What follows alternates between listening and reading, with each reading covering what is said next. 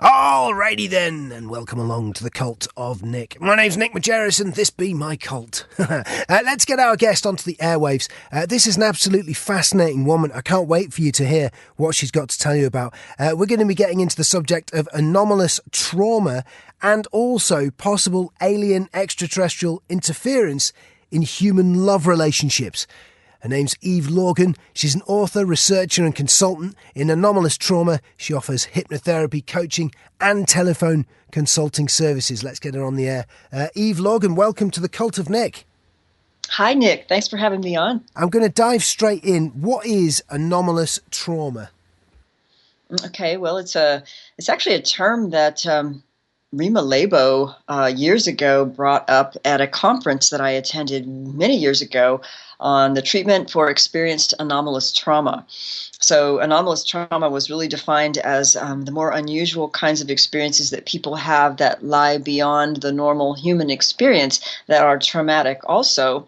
Most of those really fell into, let's say, the alien abduction or visitation or contact experience, as well as things like paranormal experiences, shamanic initiations, near-death experience, but also have included over the years a lot of the MILAB or MILAB experiences, as well as MK-Ultra mind control, as well as what now is really becoming more well-known as the interdimensional interference aspect or alien interference. So that's actually become quite a broad category, and I work with people also who've had what I call narcissistic abuse, where there's an element of energy or psychic or emotional vampirism, because that's also very relevant to my second book called The Dark Side of Cupid. So that's it in a nutshell, and that's actually quite a bit. So I get a lot of very unusual reports and stories, which makes it very interesting work. You cover a lot of ground there, yeah. I want to ask you firstly to pick up on, you were mentioning MK-Ultra and MALAB. What's that, MALAB? Well, MILAB is a term that was actually created probably with Dr. Helmut Lammer, probably in the 90s sometime, when several people reported experiences that had the combination of a military abduction component, sometimes with an alien abduction or with aliens somehow working in conjunction with some kind of shadow government military faction. Sometimes it's just military abductions with some kind of mind control aspect to it, and other times it involves an alien element to it. And most of the cases that I've worked with, it does involve the aliens working in conjunction with some of these humans in secret government factions. So certain types of aliens. So that has become actually quite a term, and a lot of the terms actually had come up years ago with Super Soldier. They finally came up with that, but it was one of my earlier interviews that I did way back in, I think it was 1998, with someone who was in, he called himself a Montauk boy, and that was actually before we even talked about what a Super Soldier was. But that basically is an MK-Ultra based program of extreme trauma and conditioning and genetic manipulations to create super psychic and super,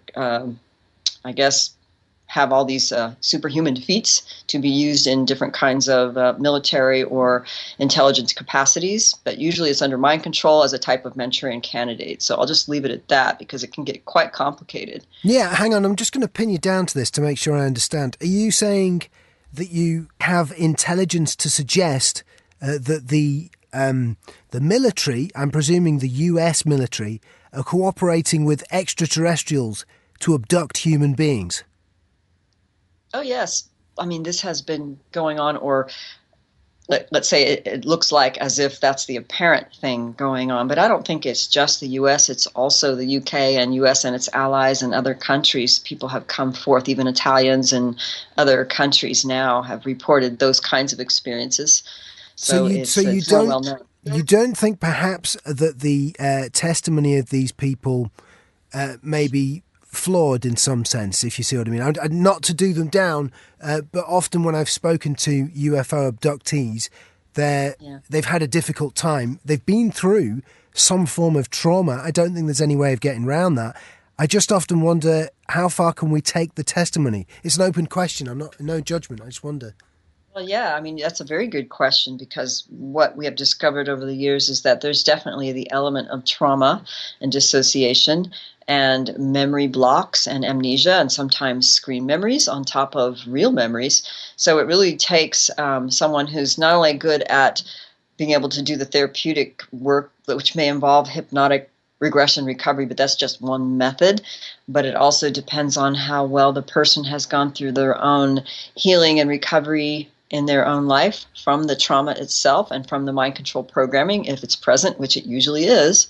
So really, you do have to ask that question about, what are they remembering? Is it geared to, provide a spin controlled story that someone wants them to say? And is it the real truth, or is it being, partially confabulated, or is there some corruptions to it based on their lack of memory? So memory issues definitely come up in this category. I think maybe an important thing here is to lay kind of the cards on the table. Me personally, I have no direct experience of extraterrestrials at all. I've heard a lot of testimony though, Eve, and it is a subject that fascinates me.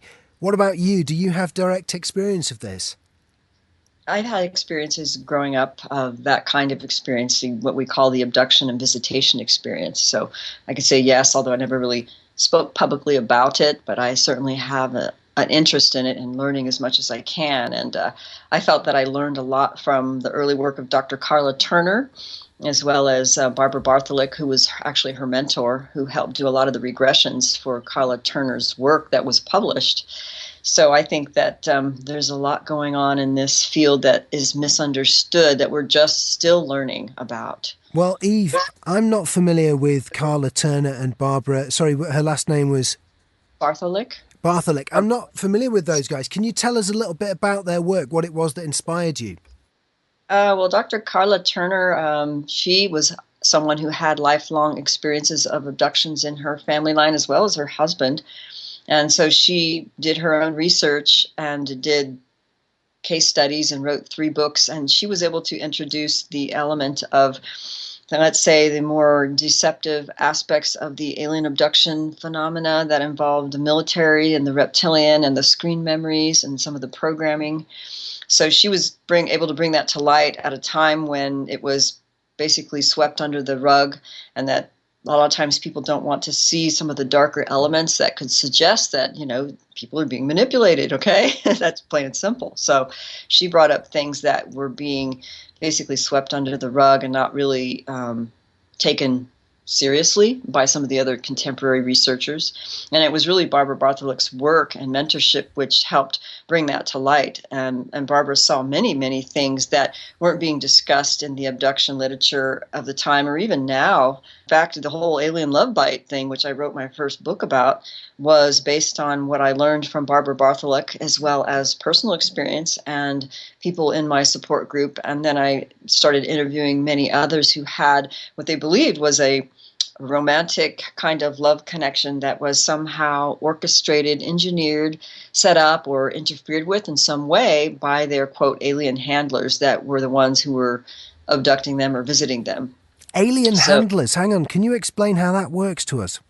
Oh, well, okay, in the classic alien abduction kind of scenario, there are people who tend to be taken more than once throughout their lifetime.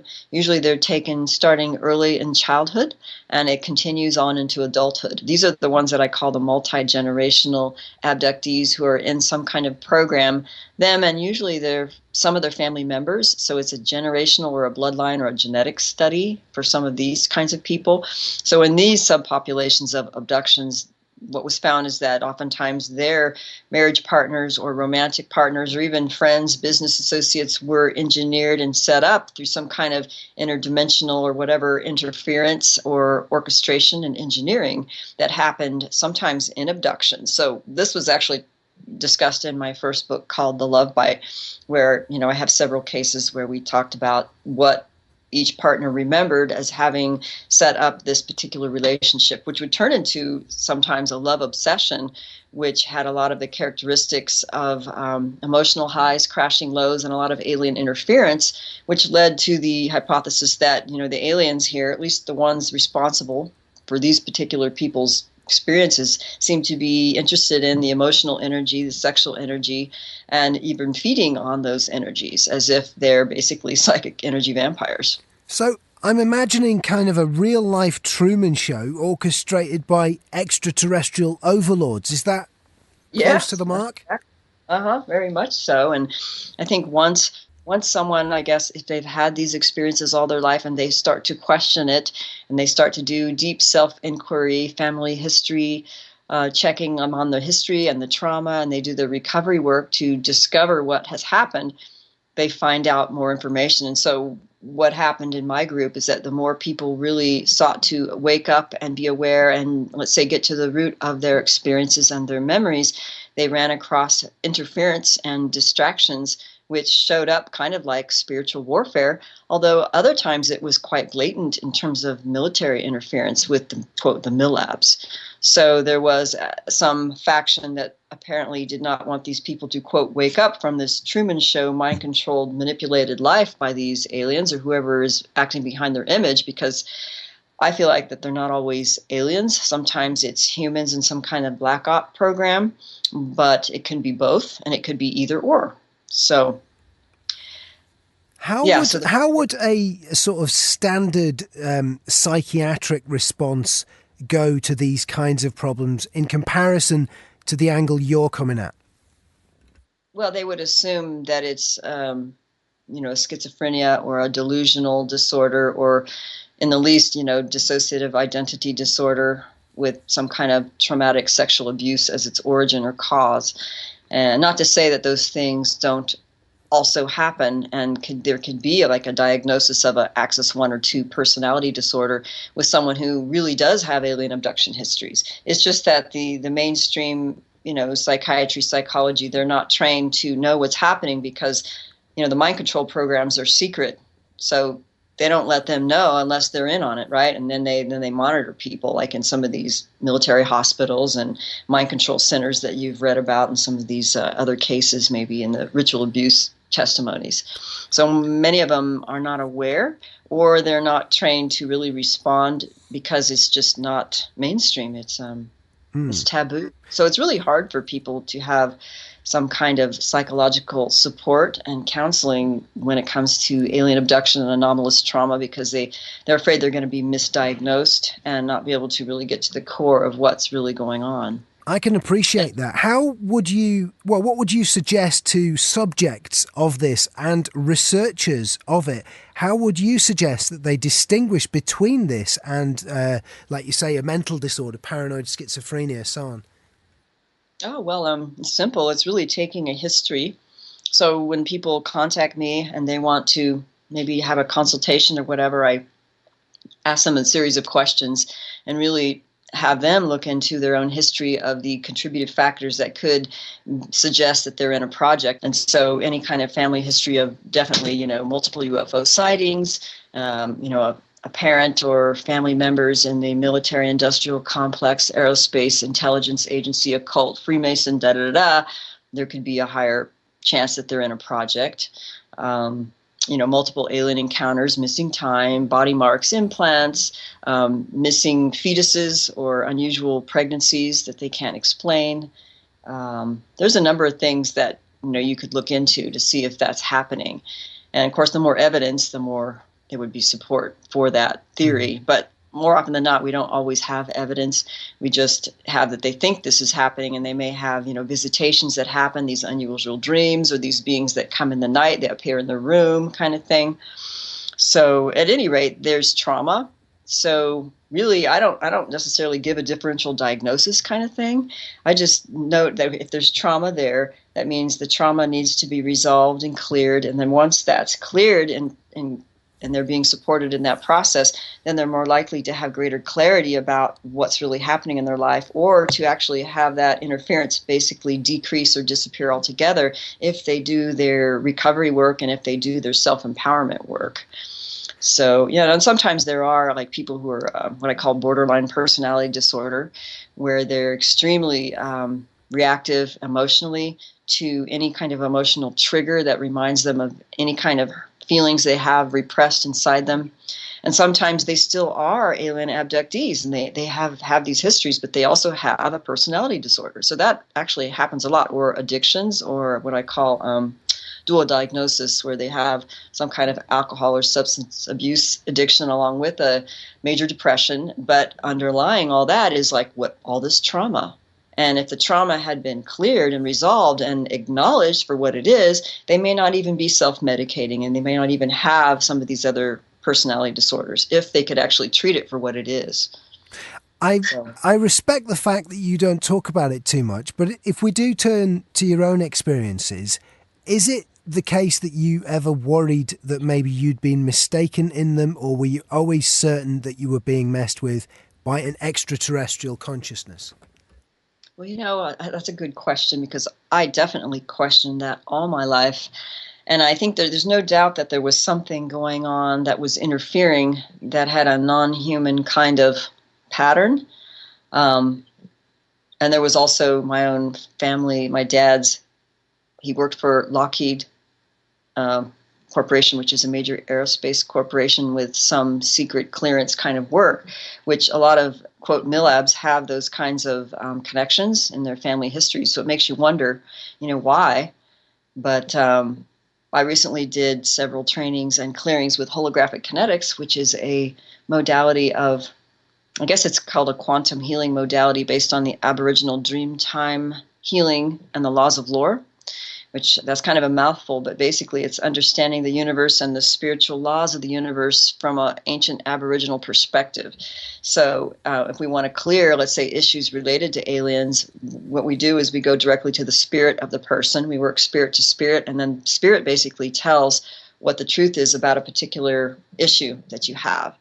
So actually it did come up that, aliens definitely interfered in my life. But in my case, I think it was more interdimensional, except in the early days, it seemed to be more physical. Hang on a minute, Eve, that's absolutely fascinating. Let's just pick up on that. An Aboriginal method of solving disputes and differences where if I understood you, your spirit speaks to their spirit. Do you mean like their holy guardian angel? You have a conversation between the two?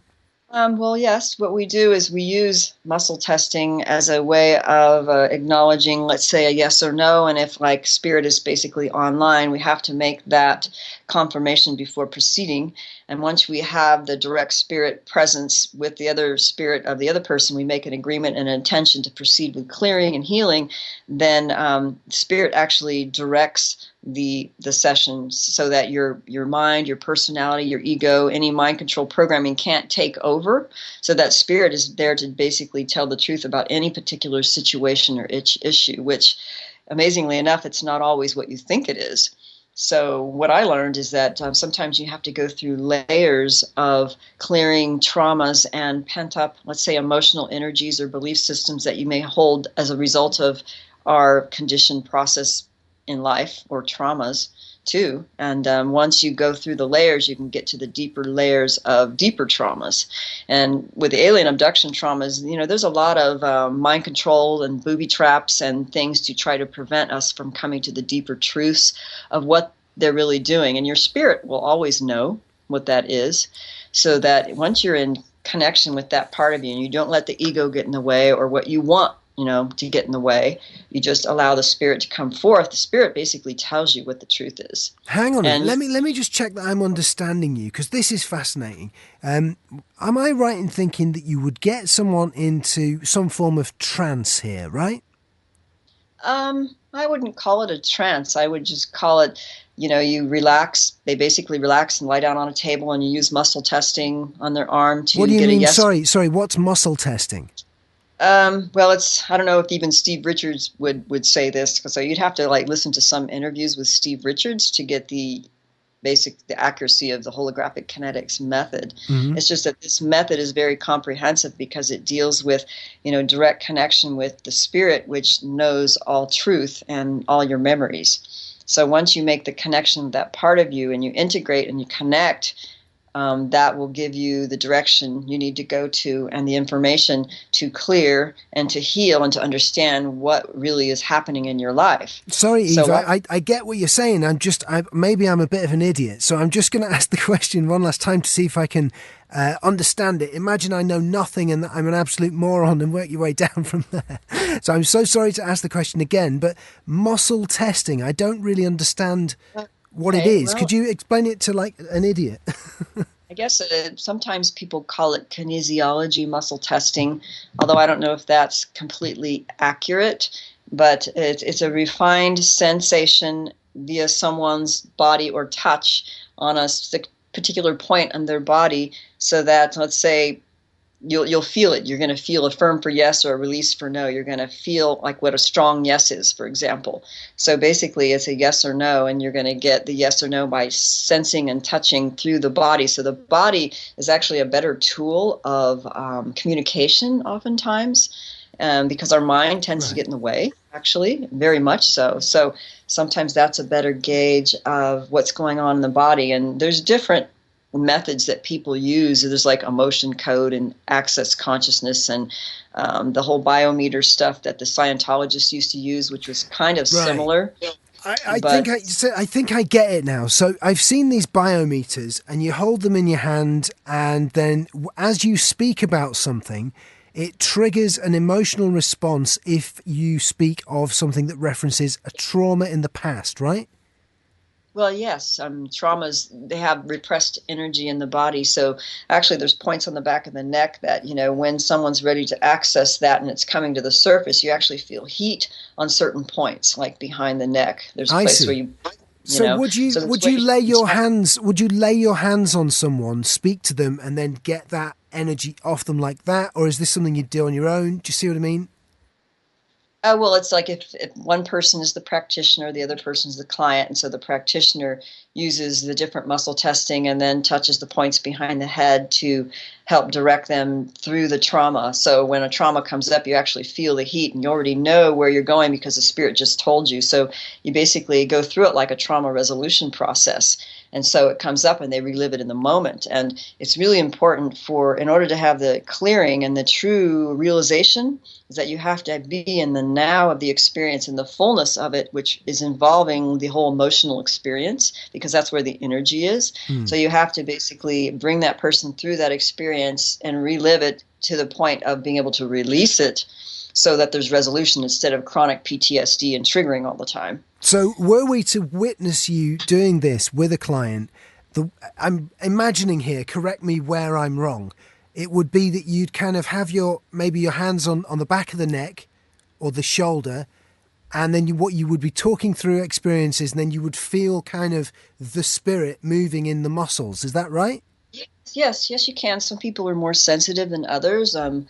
I've talked to others who are more sensitive, where you actually can feel when someone is directly in the experience, when the spirit is directing them to, let's say, the truth, right? And it start confabulating, or they're going on programming, right? Or they're going through the personality ego or some kind of programmed response that's really not the truth of who they are, then you're going to feel something else and you're going to notice something else. So this is the thing that I think is really important, actually, for the whole alien abduction experience, or anybody who's been through mind control, because how these beings do things and how these project people, with all the technology they use, they're very adept at programming on very subtle levels, so that when you think it's your intuition, you find out it's a friggin' program. See, that's how, so it's very subtle. Sometimes the difference between truth and a program can be subtle if you're not used to knowing to recognize the difference. So sorry to interrupt again, but I'm just really fascinated by this. So you would carry out therapy with someone, literally hands-on therapy. As you're speaking to them, you can then commune with their sort of holy guardian angel / spirit / however people want to put that. You can talk to their soul, I guess. And what a profound experience that must be, Eve.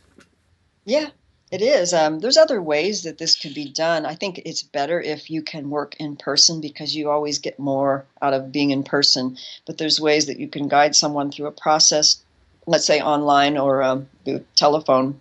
So could you do this to someone without them volunteering? No, no, they always have to give permission because that's basically against the laws of lore. In fact, one of the things that I learned was like, why are these aliens interfering, right? And it's like, why do they keep interfering in some people's life? And you could do all the prayer you want. You can be, on the perfect diet. You could be like super good or whatever. And they're still like messing with you. And you're like, why? They keep messing with me. So the spirit actually brings us to what we call agreements of entrapment. And these things can happen in our experience in our current lifetime as a result of whatever we're doing that we don't realize is actually getting us in their, quote, game. So it's understanding how to abide by the rules of the game and learn how to get out of being in some kind of agreement of entrapment. So very often we find that through alien abduction that there was an agreement of entrapment. Sometimes current life, sometimes it's their ancestry, sometimes it's other lifetimes or a combination of things like, quote, karma. So there may be a combination of factors here that many people in the Western world ways of thinking, they don't have a full understanding of what, let's say, the ancient Aboriginals know. A lot of these ancient native cultures, they had an understanding that is not really fully addressed in, quote, our Western methods of thinking, which really it's a weakness. That's a vulnerability. I mean, because we don't know how things work is why we're so manipulated. Okay, Yeah, but if we knew I want to how come in things here because I'm really interested by what you're saying, because there's an obvious question that's sort of presenting itself. On the one hand, we're talking about extraterrestrials. On the other hand, it sounded like you were kind of describing moral behavior. There was a strong spiritual dimension to this kind of stuff. Where does God fit in amongst all of this? Oh, that's a good question. Well, I mean, there's so many different kinds of beings, right? There's ETs, they're interdimensionals, there's different ones that people describe in experiences. That in of itself is a huge, huge subject, But God, I think, my understanding of God may be different than maybe a traditional Christian, for example. So I think that we have like a divine aspect of our being that can exist in the eternal now and connect to the greater source of all that is, which would be like, I don't know, God, maybe a source. So once we make that connection, which is really our divine right as a human in a body, as a spirit, right? Once we make that connection and integrate our consciousness and we know how to clear our traumas, then we have a clearer, more powerful connection and have access to more power also. So the whole problem is that we don't have the integrated consciousness and we don't understand the laws of the game, or we haven't cleared enough traumas to be able to be clear with that connection to spirit, right? Because we're dissociated, because trauma makes you dissociated, makes you disconnect, which is what the aliens have been doing and why they do what they do. And this is what has been talked about with some of Dr. Corrado Malanga's work of Italy.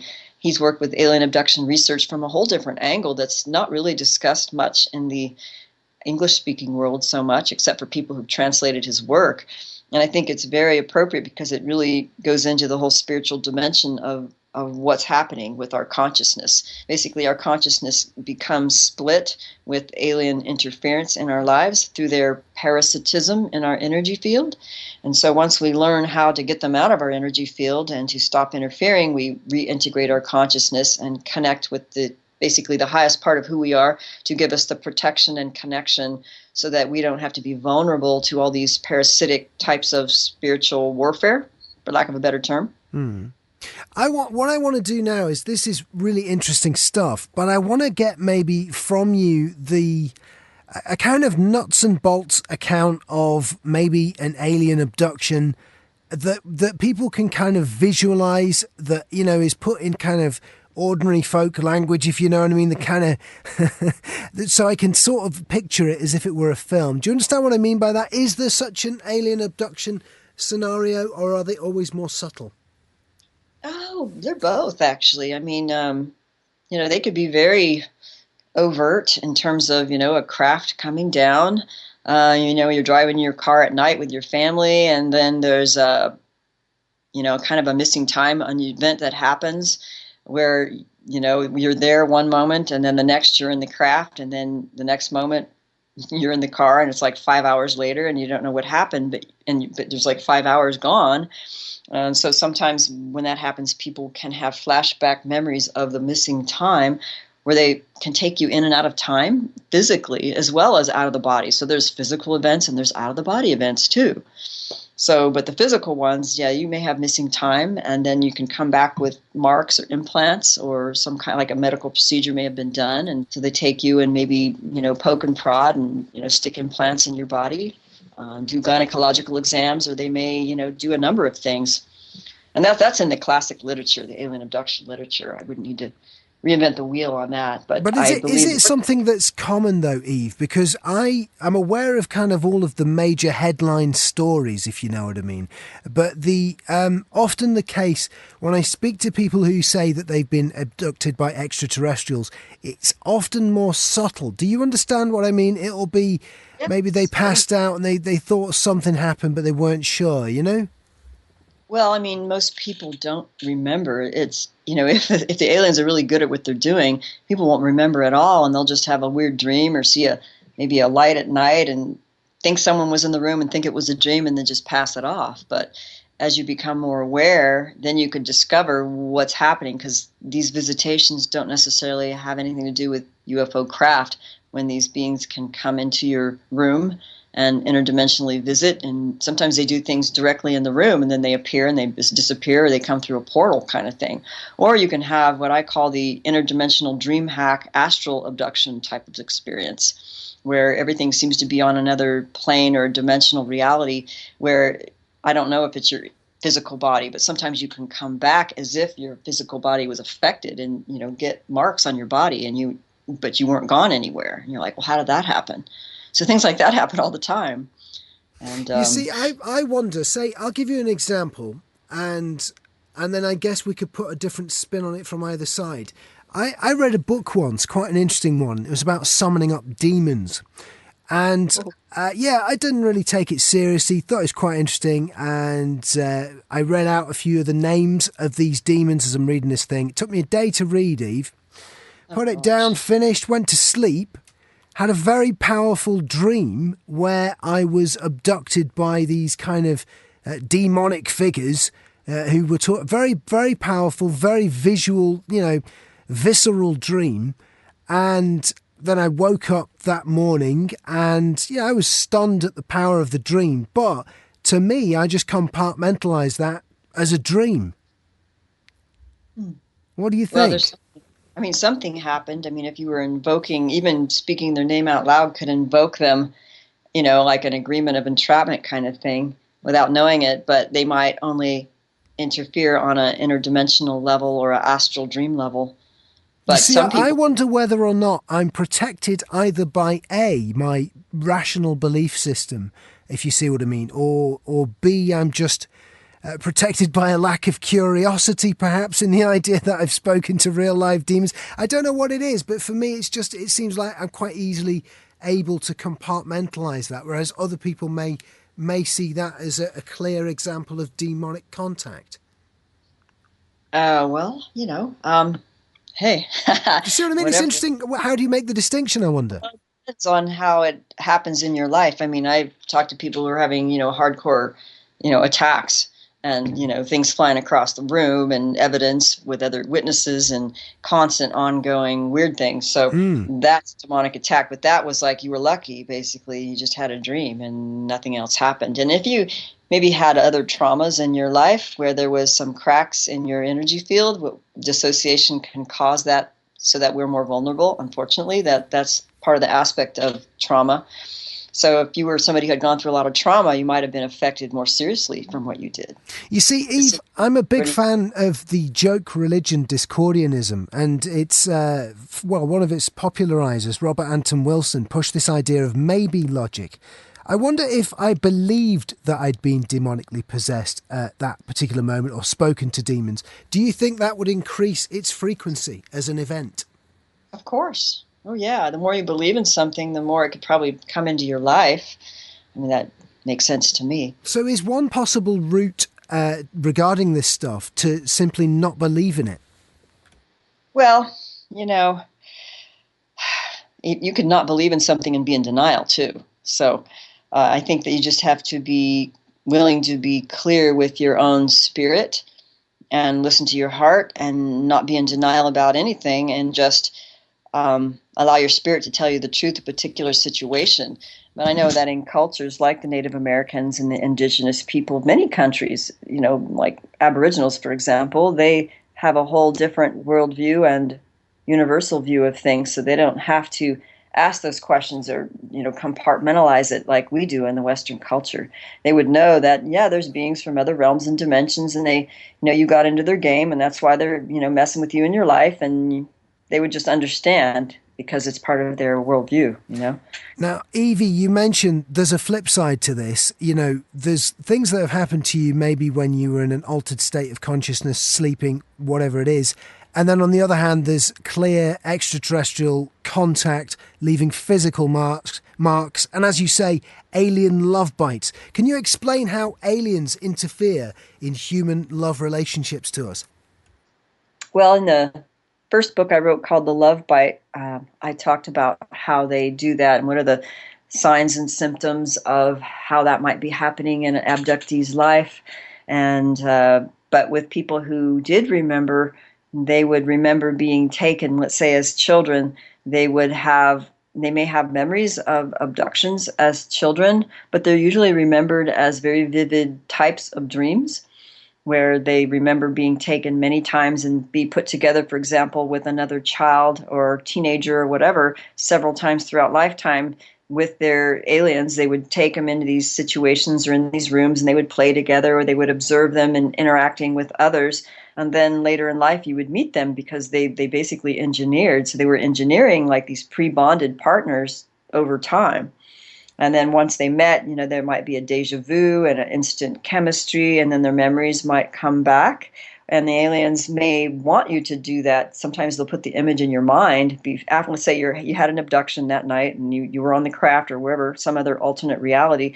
And then they do what they do to you, and they may put the image of the, quote, intended lover in your mind, and you have this like really strong image in your mind, and then basically you will meet them in the next 2 months, and then they keep giving you nudges and prodding and telepathic messages or dreams until you finally meet the person, and it's like it's all set up. But if you remember, and this is what we've discovered in the Love Bite book, is that if we can get both people to remember and put the story together, then it basically showed that the aliens were engineering this, and they did this during abductions, or sometimes they could do it by direct telepathic or direct imagery beaming in your mind, or astral abductions, where they could kind of engineer on this whole other level of reality. So is this, is this aliens interfering with relationships and engineering affairs or engineering relationships themselves? I'm just trying to follow this and work it out myself. All of the above. I mean, they can engineer for two people to meet because they wanted them to. Sometimes they want two people to marry and they have kids because they're a desired combination genetically. Mm. That might be one reason that has happened. The other ones seem to be more of an emotional harvesting or energy harvesting kind of motive, in my view, based on what had happened in many of these cases. It didn't really result in, a marriage. Sometimes these people were already in relationships, and it just created a lot of emotional chaos and highs and lows. And some people had transcendental experiences where they learned through that on another level, but the aliens still did what they did, which really was a lot of suffering, to be honest. It was a lot of emotional suffering. Okay, Eve, I wonder if I'm following you right with this. Let me fire a question at you. You can tell me if I've misunderstood and say that's silly, or you can maybe just give me a straight up response. I don't know.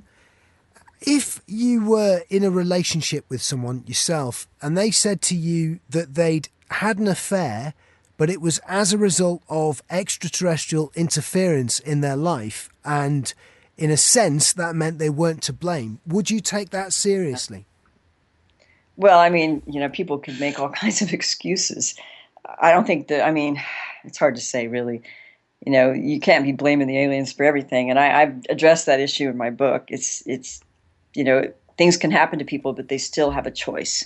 It sounds like the extraterrestrials would not be above that, though, if I've followed what you're saying correctly. Well, they have. They've done a lot of horrible things. I mean, the Millabs in particular have had more of those profound types of experiences. They'll set them up with a particular partner that will act as maybe a controller in their life, and then the controller may be actually manipulated as a puppet by some kind of military organization or usually it's a reptilian or some aliens that keep that person under control so that if they, let's say, wake up and want to remember or go through healing and recovery, that controlling partner is basically used to keep them in a constant state of chaos and drama so that they can't get the recovery and can't, quote, break programming. That means because, they're being used for some reason when they're in the MILAB projects. So aliens can sometimes do the same things. They want the people to be for their agenda, and they don't want people waking up and saying no. They want us for what they want us for. So they're going to try Eve, it really does sound to me like if what you're saying is true, there must be people who can legitimately say to their partner, I had an affair because I was being messed with by a reptilian, by a space lizard.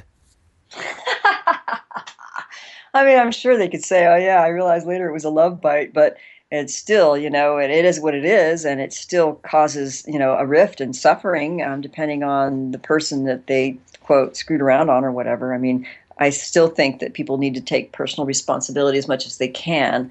But in all seriousness, Eve, how would that be possible if you're being messed with by an interdimensional extraterrestrial intelligence that presumably is far more advanced than anything we have on this planet? You are a little bit at its mercy, are you not? Well, yes, until you wake up. I would say that people are pretty easily manipulated until they wake up and they really take a stand on wanting to wake up and wanting to be clear with the truth and their spirit and wanting to do the right thing, whatever that is. Then you have more power. You're not as easily manipulated, but they'll still throw things at you depending on the group and whoever's involved in your case. Well, let's get into that, Eve, because I know you know a lot about mind control. Can you tell us about mind control and how people can combat it or even use it, perhaps? Well, the mind control in the MK Ultra projects is what is a type of specific type of trauma-based mind control that's really severe. I mean, there's severe traumas done to someone usually early in life so that they cause a complete split and dissociation of their core personality and their mind, so that when the split happens, then they can basically control that person from there on out by programming the parts of them that have dissociated. So if they've dissociated, they're like in a numbed out, kind of tranced out, shocked state. And in that state of trauma, or when they dissociate, is when they can embed programmings or commands that basically create an altered personality, which then can be cued and triggered based on whatever codes that they use to pull that one up and cause that alter to do something under mind control. So that's like the Monarch project or the Fritz Springmeier material. He talks about how they create a total Illuminati mind controlled slave, and a lot of that involves satanic ritual abuse or cult abuse and those kinds of programs. There's also that mixed together. It's not just, quote, military. Very often it's combined with the occult angle, which is why it works so well. And I would believe now, after seeing all these cases and over the years, that the occult angle is the foundation of control and power in order to really keep it going. So this is not your standard NLP stuff, is it? This is hardcore traumatic mind control. That you'll see, yeah, MK Ultra stuff. I mean, but there's many forms of mind control through different formats, like the entertainment industry and even on the computer and music industry and movies. There's different forms of subliminal mind control messages that are even on the internet, which people have talked about. That's no big deal. It's been going on for years. So there's general and there's specific forms of mind control.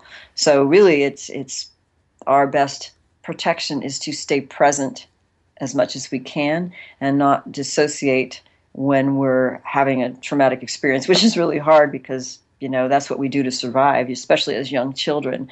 The only thing you can do is really focus on being mindful and clearing any traumas or issues that you may have so that you're always aware and in connection with that heart, spirit aspect of your being. As I'm listening to what you're saying, I'm getting the impression that there is a strong influence. Either you share a common influence with L. Ron Hubbard, or you've read his work, perhaps, or there's some crossover somewhere, because I'll just briefly, he is into the idea, or he was into the idea, I think, that you should confront trauma in your life. And as you do so, you will improve your memory power. And what Scientologists are supposed to be going for is a state of operating theta, I think, where they're all clear, where there's no trauma that they haven't dealt with. Are you on a similar wavelength with that, Eve? Well, I mean, I never was a follower, although I have, read the book and even saw the recent expose movie. It was pretty good. But I think the basic idea of, clearing trapped energy and traumas is a good thing as long as one is basically using integrity on how they heal and their traumas. Yeah, they call it engrams, I think. So the idea is that you look back, say, 4 years, 5 years into the past, and you go, a bad thing happened there. That's an engram. So if I confess it to someone or whatever, I can... Is that right? And you can get rid of it like that? Or have I simplified that way too much? Well, I think people in general, want to do the quick fix method. And I think, sometimes things can be cleared quickly depending on the person if they're ready. But in general, what I find is that, people really need to do their healing and recovery work and work on personal growth for a number of years, to really get things down deep and to really do the deeper work. You can't do it in a single session or hypnotherapy session. You really have to do the recovery work and, be self-aware and mindful and use integrity in what you do and, body-mind techniques, just be more integrated in their approach. Because not everybody, responds to, let's say, hypnotherapy, for example. Not everybody responds to that kind of thing. So would you say, for example, that someone who has a perfectly functioning memory is perhaps spiritually more aligned than someone who has a poor functioning memory, as an example? Yes, you could say that, or they're just more healthy, or they haven't gone through a lot of trauma. Yeah, I see. So the more clear thinking in that direction you can be, the idea is that you're more sort of either spiritually developed or, you've been less harmed in the past. This is really interesting stuff. So what is it that's drawn you into this field, Eve, other than your earlier experiences with extraterrestrials? I just wanted to find out the truth of my own experiences and also others. And I questioned what most of the contemporary people at the time were saying. I felt like there was something more going on and deeper going on that they weren't addressing, and that there was kind of I don't know if you want to call it disinformation spin on what they were trying to present to the public about, let's say, ETs or the Space Brothers or abductions or the military. There's always some kind of front that they want to use so that people believe, let's say, a story instead of maybe going deeper into what is really the true causes of what's going on, what's really going on. Do you believe that there are sinister groups that oppose your work then? Yeah, but I would say that they're more occult-based at this point than, military. So am I right in saying that from your point of view, in this world, there is some form of occult group that is working behind the scenes and what wants to be in control or is in control of this planet? Yes. I mean, they are or they're about to be. Do you see what I mean? They're aspiring to be or they've managed.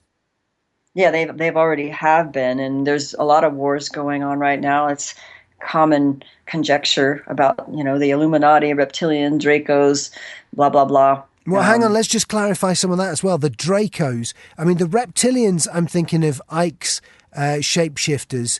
Then the Dracos, I'm not so sure. Who are they? Oh, well, they are higher on the hierarchy of reptilians. They're larger, have wings, and, they're really nasty. I did interview a female Milab abductee who had a Draco handler. So, there are different kinds of beings that people report, but the Dracos are the higher ones in command of some of the Illuminati groups, the darker ones.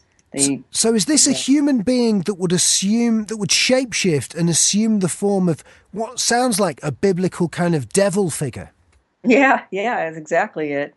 And they can do this whole shape-shifting thing. They could cause you to perceive them as humans, depending on, that's what they do. Like some people can invoke them and they'll appear right there in a room, in these rituals and stuff. So, have you seen that with your own eyes, or have you mainly heard this through testimony?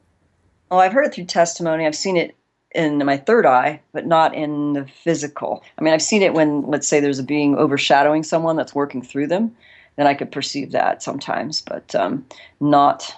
I mean, I know people who have, and that's all I can say about that. Yeah. So I'm thinking, I don't know if you've seen the film They Live. For anyone who hasn't, the main character gets some glasses, puts them on, notices that some people are kind of extraterrestrial, kind of lizard type creatures, but they're just going about their daily business, some of these characters in the film. That's what struck me. There'll be a guy, buying a newspaper at a newspaper stand. Yeah. Is it the case, Eve, that you will be in your day-to-day life and you will see someone with a dark shadow over them and realise that they are demonically possessed? Yeah, there's a feel. You could feel it after a while. I mean, once you get the feel, you'll just know. But that's an intuitive process. Some people perceive things differently. Some people perceive it in their gut by just feeling, and other people see it clairvoyantly as if, it's right there, and other people have different forms of perception. But basically, it's once you wake up to sensing energy and intention, you'll be able to perceive what works through people and if something else is running them. So oftentimes, this is the whole thing in the dark side of Cupid, was when something is running someone, like, let's say, one of these reptilian beings, for example, which is a basic, example, then they have certain characteristics in a relationship, for example, or in a sexual relationship, where the whole psychic vampirism thing goes on. And there's ways that you can perceive these kind of dynamics, which I state in my book really clearly, so that if you weren't clairvoyant, you're going to be able to pick up other aspects of, if this is happening in your life, these are the kind of things to watch out for, and this is what it feels like, and these are the dynamics. So, yeah. Eve, could you, for anyone listening, could you give us some of the possible symptoms so people could work out if their husband or wife, that might apply to them? Well, in my book, I gave a real basic thing in terms of the three, I call it the unholy triad of the dark side of Cupid, where like the first category would be magical and supernatural kinds of things that would happen with this particular person or that relationship, which in and of themselves doesn't necessarily make it bad, right? And then there's the... Do you know what, Eve? Sorry to just come in here. I would even say sometimes magical things happening in a relationship makes it good, though. Oh, exactly. That's why I said it in and of itself. Yeah. That's not, quote, a bad thing. It's just that when it's tied in with the emotional manipulation and the psychopathology factor and the love bite kind of symptoms, where you feel like you're being buffeted around on a roller coaster in this wild drama where you can't consummate the relationship, where you have entity visitations and paranormal things happening at the same time, and then you have this psychopathic, strange, psychic vampire kind of thing going on with the person, and then you'd say, okay, there's something strange going on. So I talked about that in my book, pretty clearly, so that, you'd be able to recognize that. And I did get a lot of reports, after I wrote the book. I got a lot more reports from people who didn't necessarily have, let's say, the alien abduction history, which was really something that was the original doorway that opened up this perception that something was funny going on with the relationships being manipulated on this other level. Wow, but Eve, without betraying confidence, I wonder if you could just put a bit of meat and flesh on the bones of this story. Maybe give us a headline of someone who's had a relationship where they've realised that they're dealing with someone who's possessed by a reptilian. Well, there's one in my book called, we called him Count Rockula because that was kind of a joke. And, this guy was basically run by something else. He was probably a full-on vampire. So I get stories like that where it's really weird. Go on, give us the headlines. What happened there? You'd have to read my book. It was Count Rockula and Gwen, and she had a premonition 10 years before she saw him, and she was alien greys were on her case basically, and they set her up with this guy many years later, and I can't recount the story. It's just so much. It's absolutely amazing. But she did see him shift. She was able to see that he had this like snaky like face thing that would like overshadow over his face. And it wasn't just her seeing it. She had other witnesses who also observed this whole thing. When they get a little bit shapeshifty and there's something else like running them, then other people will notice it as well. So wow, Eve, so hang on, I'm hearing you right. What happened is that she had alien greys. For people who don't know, they kind of... Actually, she was a MILAB who also had alien greys in her, quote, many abductions. Gotcha. And So she was a military abductee. The yeah, military and extraterrestrials were messing with her. They then yeah. set her up with a guy who turned out to be a shape-shifting reptilian. Yeah, yeah, exactly. Well, that's actually a common pattern that I'm seeing now with the people who've been in either, let's say they might have ritual abuse histories or severe abuse or MILABs. And if they've had, let's say, a parent who was abusive also, then they later in life can get set up with some of these, what I call these hosted reptilian host type characters who are very narcissistic and very damaging. They're basically energy vampires. Okay, so So, in my mind, Eve, I'm kind of imagining it in a filmic way. So you're going to have to just burst my bubble a little bit with this. It's not that maybe the extraterrestrial greys would have said to her, you know, come with us in our flying saucer. We're going to meet this person here, and you know he turns out to be a shapeshifter. I guess, is it more likely that the story is something like, you know, there's someone in the army who introduces someone to the friend. Do you see what I mean? How does it work? Give me a little bit more detail on that. I'm fascinated. oh, I think she met him actually. In this case, she met him through a social networking site where they had an instant energetic connection, even online. And So that that, doesn't sound like the alien greys were that involved. I don't understand how that oh, involves them. but she knew later when she met him, he was the same man that appeared in her vision like 10 years ago, and this like Gotcha. creepy evil. So yeah, there was, the precognitive thing that happened years ago, which was like a setup that the aliens, did, and then meeting him 10 years later, it was like him. Right. So So she gets into a relationship with this guy. She sees him. She goes, I recognize you from a dream in the past. How romantic. They get involved with each other. He turns out to be a shape-shifting reptilian, and she yep, realizes that that was a memory that had been planted by extraterrestrials into her brain.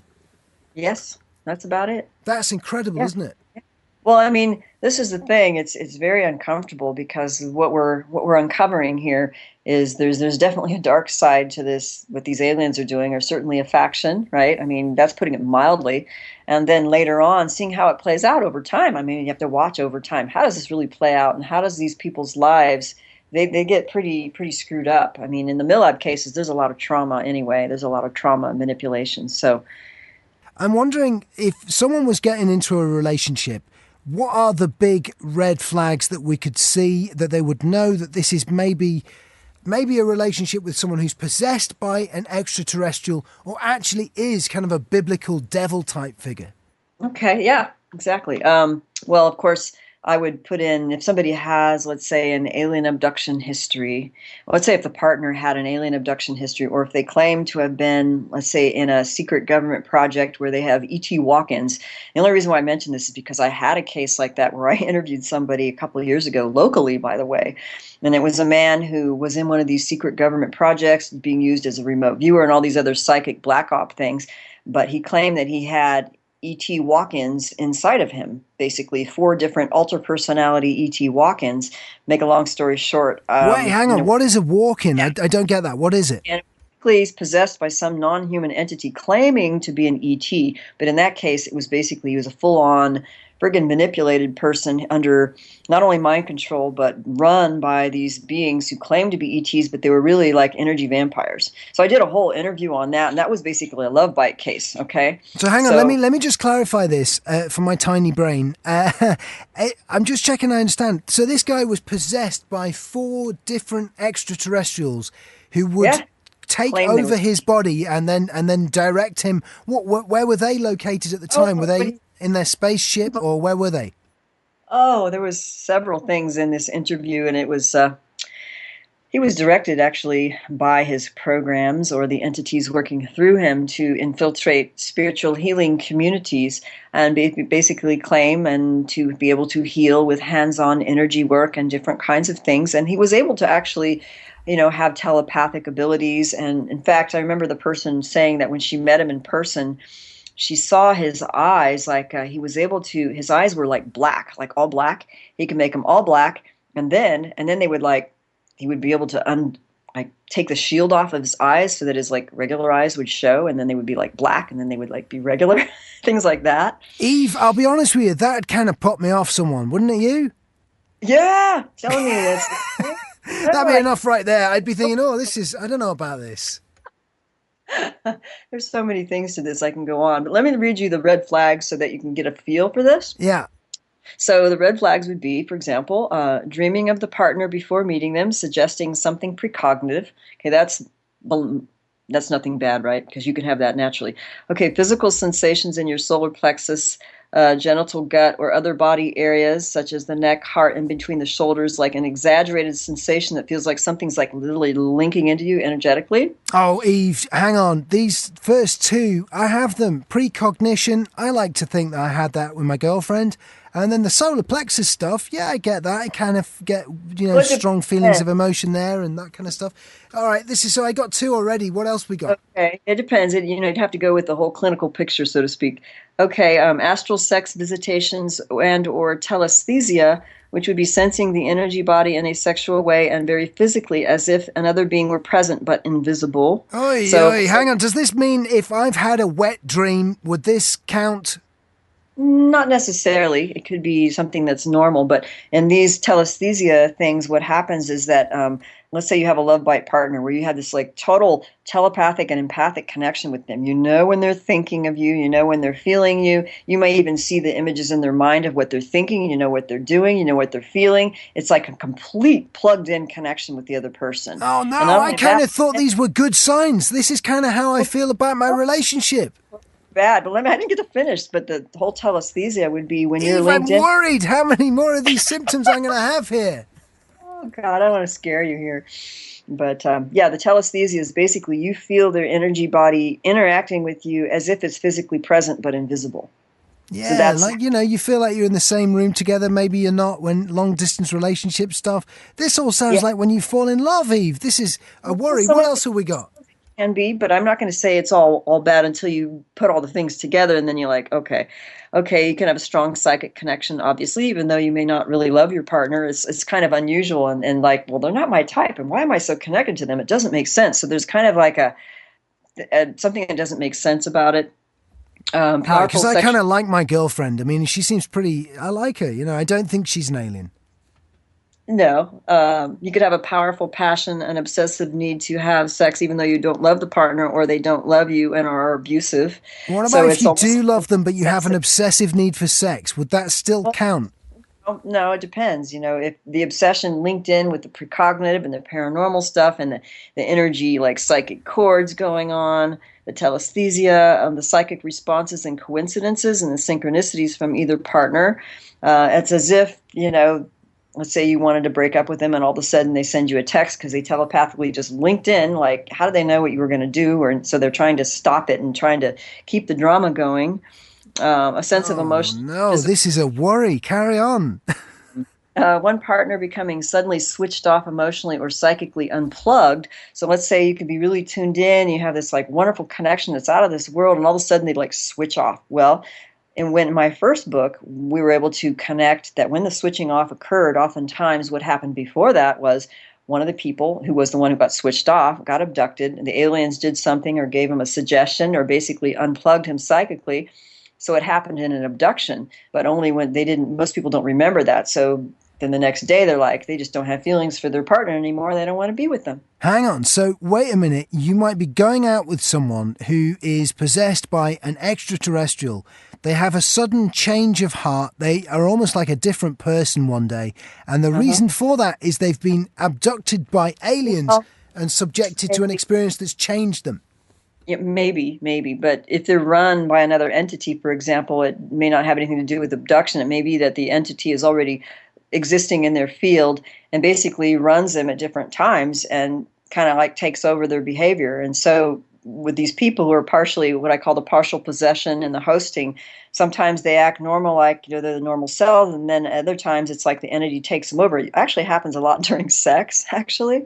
So I've had many interviews where the person, they actually didn't see this overshadowing snake-like being or a reptilian or whatever the being was until they were vulnerable during sex. Or they can get them triggered, like angry. If they got them really angry, then all of a sudden they would see like the entity overshadowing was like, oh my God, that's a reptilian. And their eyes shifted, stuff like that. There's certain times when you can tell that they just basically reveal themselves. So, what would you do were someone to accuse you of being possessed by a reptilian or, a space lizard or whatever it is? How would you respond to that, Eve? You know, I just wrote an article called Interdimensional Interference and Emotional Triggering, which really goes into the kinds of things that people are noticing happening in their lives when, let's say, there's some kind of interdimensional online somewhere. It's either overshadowing a person or a group, or maybe it's not specific, but you'll feel it and you'll know it, and things will happen. So I would say, you really shouldn't be judging people about things like that until you really do your own self inquiry and healing, because sometimes it's just something else. Sometimes it's emotional triggering. And I talked about that in the article so that people could be more clear on, instead of being so black and white and assumptions that, someone's a host and possessed by a particular being, they have an issue with something and they're emotionally triggered. Oh, So really? So this is really interesting. So if I understand you correctly, what you're saying to people is before they start, pointing at famous people and saying they're possessed by a lizard, that person over there has got extraterrestrials going on in their lives, they need to look to the motes in their own eyes and work out what's happening with them. yeah, I mean, yes, absolutely. I think it's very cruel to be judging people and to make assumptions based on what you see on videos. Videos could be, doctored, for heaven's sake. So it's better to just observe over time. And really, if you don't want this interference to happen in your life, you basically do a lot of your own healing work, and you don't basically go and judge and criticize others. Although you may notice there's something going on with someone, and if they're your friend, you could bring it to their attention so that, there's something in your field. It may not mean they're, quote, possessed, but they could have it in their field, and it could be something that was ancestral. It doesn't even have to do with, quote, their fault. So really, we have to get off the blaming thing, because that just hurts people in the long run. So this is interesting. I am piecing together your testimony. Maybe this is a question. Then maybe this is nonsense. This question, I don't know. You're saying that you had experiences yourself when you were younger, that you have seen extraterrestrials possessing other people in the past when we were talking about that. And you're also saying that if you're going to make claims like that, it's very important that you deal with your own demons. Have you at any point felt that you've been possessed by a demon? No, not possessed, but I've definitely felt interference where they were trying to, psychically attack or do telepathic dream hacking. That's very common with the abduction experience, or with military who are tuning into you. And this is them deliberately messing with you. So there's been points when you've been demonically possessed. Can you explain what that's like to people who don't know much about it?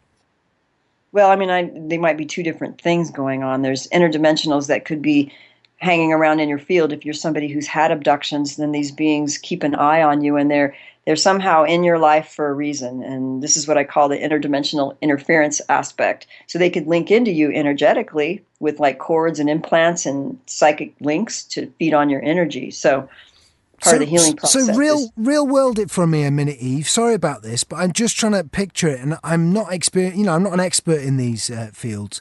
So I'm wondering, maybe if I put you in a real world situation, you go into the shops, doing some shopping in a supermarket. How would demonic possession manifest itself in that real world context? Well, there's a lot of things that have been on the internet of like real possession. I mean, real severe possession. But and in like your life particularly, how would you have felt that happened, if you see what I mean?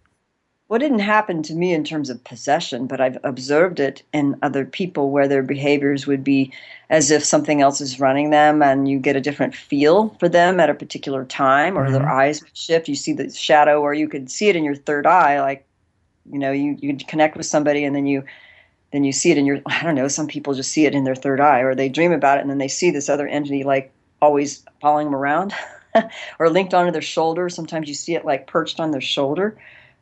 So this is what you would observe in other people, isn't it, Eve? Yeah. But what would you observe in yourself? No, not really. I've seen, let's say, implant and energetic things, but this is something that I would consider a subjective process of internal vision, where you're doing clearings and you look inside your energy body and see if there's any like implants or cords or hooks or things like that. And it's like a meditation process where you just observe what's present in your energy field or So in someone else. am I misunderstanding you if I say you found implants in yourself? Well, I don't want to put words in my mouth, but I said, yeah, I've seen energetic things in my field that I removed. What Yeah. does that mean? Can you explain it? I'm really interested by this. What would that mean? I just think a lot of what they do is something that's done on a subtle energy field that could affect you in different ways, and that's how it's observed in a lot of, let's say, hypnotic regressions or clearings. Sometimes other people see them. Sometimes a certain part of your body will go through muscle spasms I would get, let's say, a muscle spasm in my back when I would go to a certain state of consciousness and try to remember something. So let's say I would do these things where I would try to remember what happened and take myself in a relaxed state. And once I hit that relaxed state and a memory was ready to surface, there was basically an implant booby trap set up so that I would have an extreme muscle spasm to take me out of the relaxed state so I couldn't access the memory. And this happened to me in my own life. And I was able to get rid of that through holographic kinetics. Holographic kinetics? Yeah, yeah. Give us a bit on that. What's that? That we talked about earlier, which was the Aboriginal Dreamtime healing. Ah, yeah, clearing. gotcha. Yeah, sorry. Yeah, I remember now. Yeah. Okay, so when it's the case that you're looking at your own demons, is that something that you would do on your own, Eve, or would you work with someone else? Because I understand, obviously, you work with people with their demons. Do you see what I mean? Would you bring someone else in, or would you go for self-analysis? Well, I think it's good to work with someone else, to be honest, because we have our own blind spots. And I know that it's just easier if someone, let's say, is guiding you through a process so that you can become aware of what's going on with you. It helps to have someone reflect and guide you through the process. It's kind of hard to do alone because it's just hard to do alone sometimes with focus. It's hard to focus, or there could be what I call the booby trap things that go off in people, especially MILABs. And the aliens do this too. They'll put in implants or booby trap programming so that you don't get to that level of memory or recovery, because they seek to maintain their power over you or their existence through you. So they don't want you to go there. So they'll put in implants or traps so that you don't go there. So it's better to work with somebody where they can guide you through it. I'm wondering, I mean, with this kind of work, first of all, well, yeah, actually, this is just the whole question in one. How do you find someone that you can trust? That's a good question, because trust is a big, big issue with anybody who's gone through any kind of manipulation, whether it's MK Ultra or MILABs or abductions. So you just have to keep working with someone until you find the one you resonate with and you can get some good clearing with. And you just have to keep working at it. Because if you're working with someone who's had a very difficult emotional trauma, anomalous trauma that involves an authority figure or a more powerful figure than them abusing them physically and so on, I guess it's possible that they could start to project that image onto you. Absolutely. So yeah, have you had people think that you're in on it, if you see what I mean? Oh, I mean, it happens all the time. I mean, that's why I think you have to go slow with empathic reflection and helping to get people to a foundational level of self-awareness and clearing so that they can start trusting their own process. But that's difficult because people who've been overpowered have definitely trust and authority issues in general, so that sometimes their defenses get in the way, which is why things like hypnotherapy are helpful. Because hypnotherapy really, I mean, the whole basis for hypnosis is to bypass these, what we call the personality ego defenses, or the conscious mind that actually gets in the way of going deeper into the subconscious mind, which holds the memories. So with people who have a lot of defenses, that's what's acting out, is the defenses. So you have to get underneath the defenses in such a way that they can trust, or get underneath all those basically defenses to get to the deeper core issues and memories and resolution.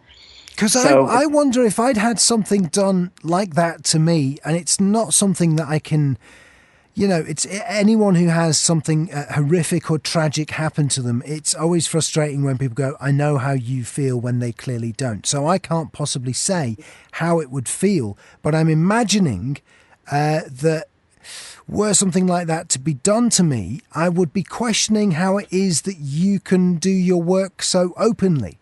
You know, if I thought the military and extraterrestrials Right. had kind of ganged up on me, I'd be wondering why Yeah. they'd left you unmolested. Oh, well, yeah. I mean, that's a very good question. I mean, when you deal with people who have had these kind of lives, it's normal for them to be in fear for their life So what's on a your regular answer? basis. How do you convince them that you don't have some sort of deal going on with the military industrial complex? Because I'm not suggesting for 1 minute that's the case, by the way. Remember, this isn't really part of my reality. I'm just trying to understand how that dynamic would work. Well, I mean, many people don't trust. They'll think, well, how do I know you're not an agent or you're not out to get me or whatever? And, Yeah. there's really no way to, you know, help them except to be supportive and assure them that's not your intention and, you're not there to do that. And, just help them in their process. But they have to come to their own conclusions eventually.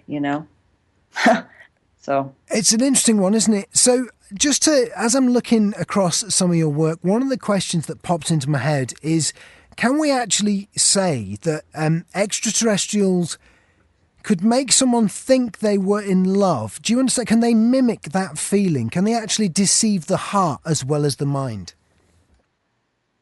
Well, I'd have to say yes, although they usually facilitate something that's like a pre-existing connection, um, so that you will have a natural feeling for them anyway because you have a connection with them, like a karmic connection. Hmm. They're able to know if you have a karmic connection even from another life, and they're able to facilitate and catalyze that to build on that and then add in, let's say, implants for exacerbated kundalini activation or whatever, and then they could basically amplify that and help it along.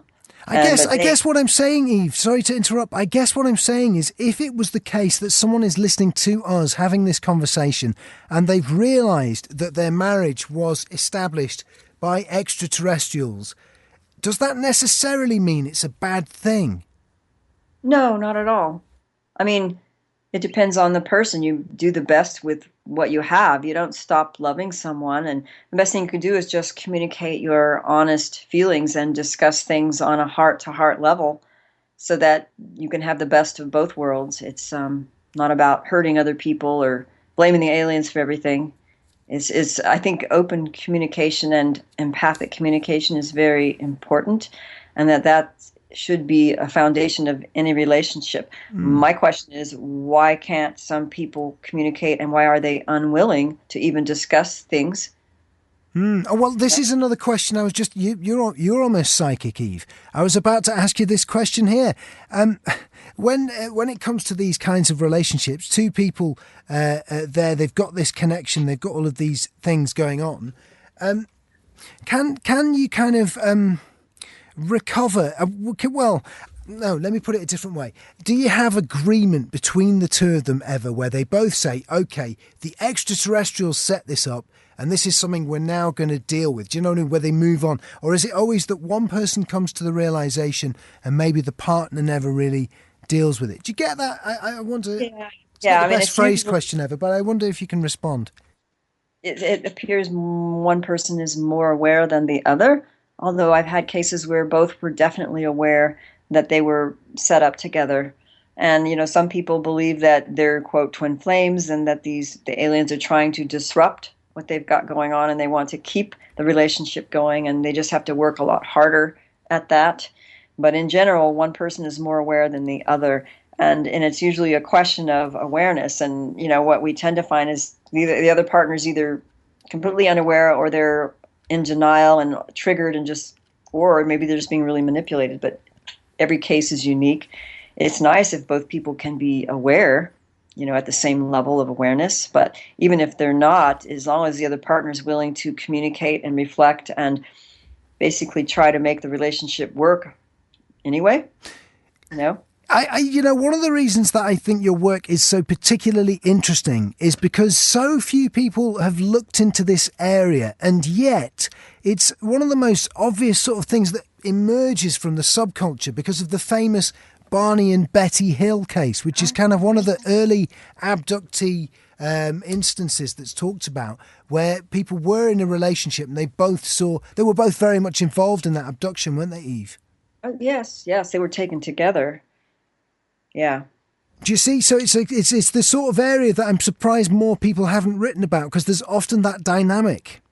Well, I think it's a taboo subject because it's hard to prove, but it's also, I mean, this is something Barbara Bartholek and Carla Turner, they picked up on it right away. And, maybe a female researcher is more likely to want to delve into exploring that, whereas a male researcher might want to do more nuts and bolts medical issues or, UFO sightings and keep on the physics level. But in the reality of the people's lives, all you have to do is look at their lives and observe over time what's happening in the relationships. There's something going on. I just think it takes someone who's interested and understands interpersonal dynamics and knowing when something's funny going on. And you know what, Eve? It's one of the first sort of things that jumped out at me, the emotional quality of this, after I spoke to a number of people who say they've been abducted by UFOs. I've got you maybe for 4 more minutes. How about this? I'm going to ask you a question here, and I wonder if you can give this as clearly and everyday folk as you can, so to speak. If there are people listening to this podcast who have partners who believe they are being interfered with by extraterrestrials, or have been interfered with by extraterrestrials, maybe if they don't actually believe, how would you deal with that in a relationship? So maybe your other half believe something like that's happened. Maybe you don't believe in that kind of thing.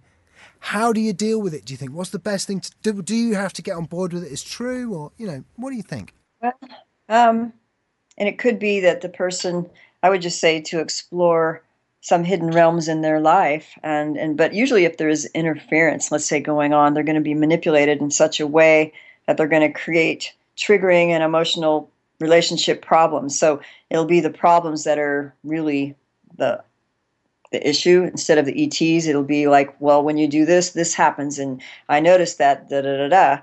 And maybe you need to explore that there's something else going on in your life, and to explore like hidden trauma or dynamics of why they keep doing the same thing over and over again that really pisses off the other partner or hurts them, so that they could explore that and what that's about.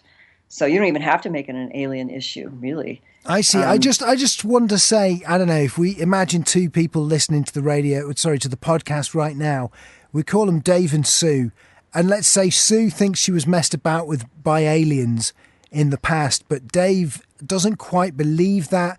What is the most sensitive and reasonable way for him to respond without compromising his integrity, if you see what I mean, without saying that he believes something that maybe he doesn't, Eve? Well, I mean, the only thing that he could do or she could do is explore her experiences through some kind of therapy and to resolve whatever traumas that may be there and to clear whatever may be there. And that she can only take responsibility for her own things, and then the man would only take responsible for whatever is his stuff. So you just have to take responsibility for your healing journey, really. Because I got a message from a listener once, and they said, Eve, that their other half believed that they were in touch with extraterrestrials, but this listener doesn't believe in these things. And I didn't know how to respond. I wasn't.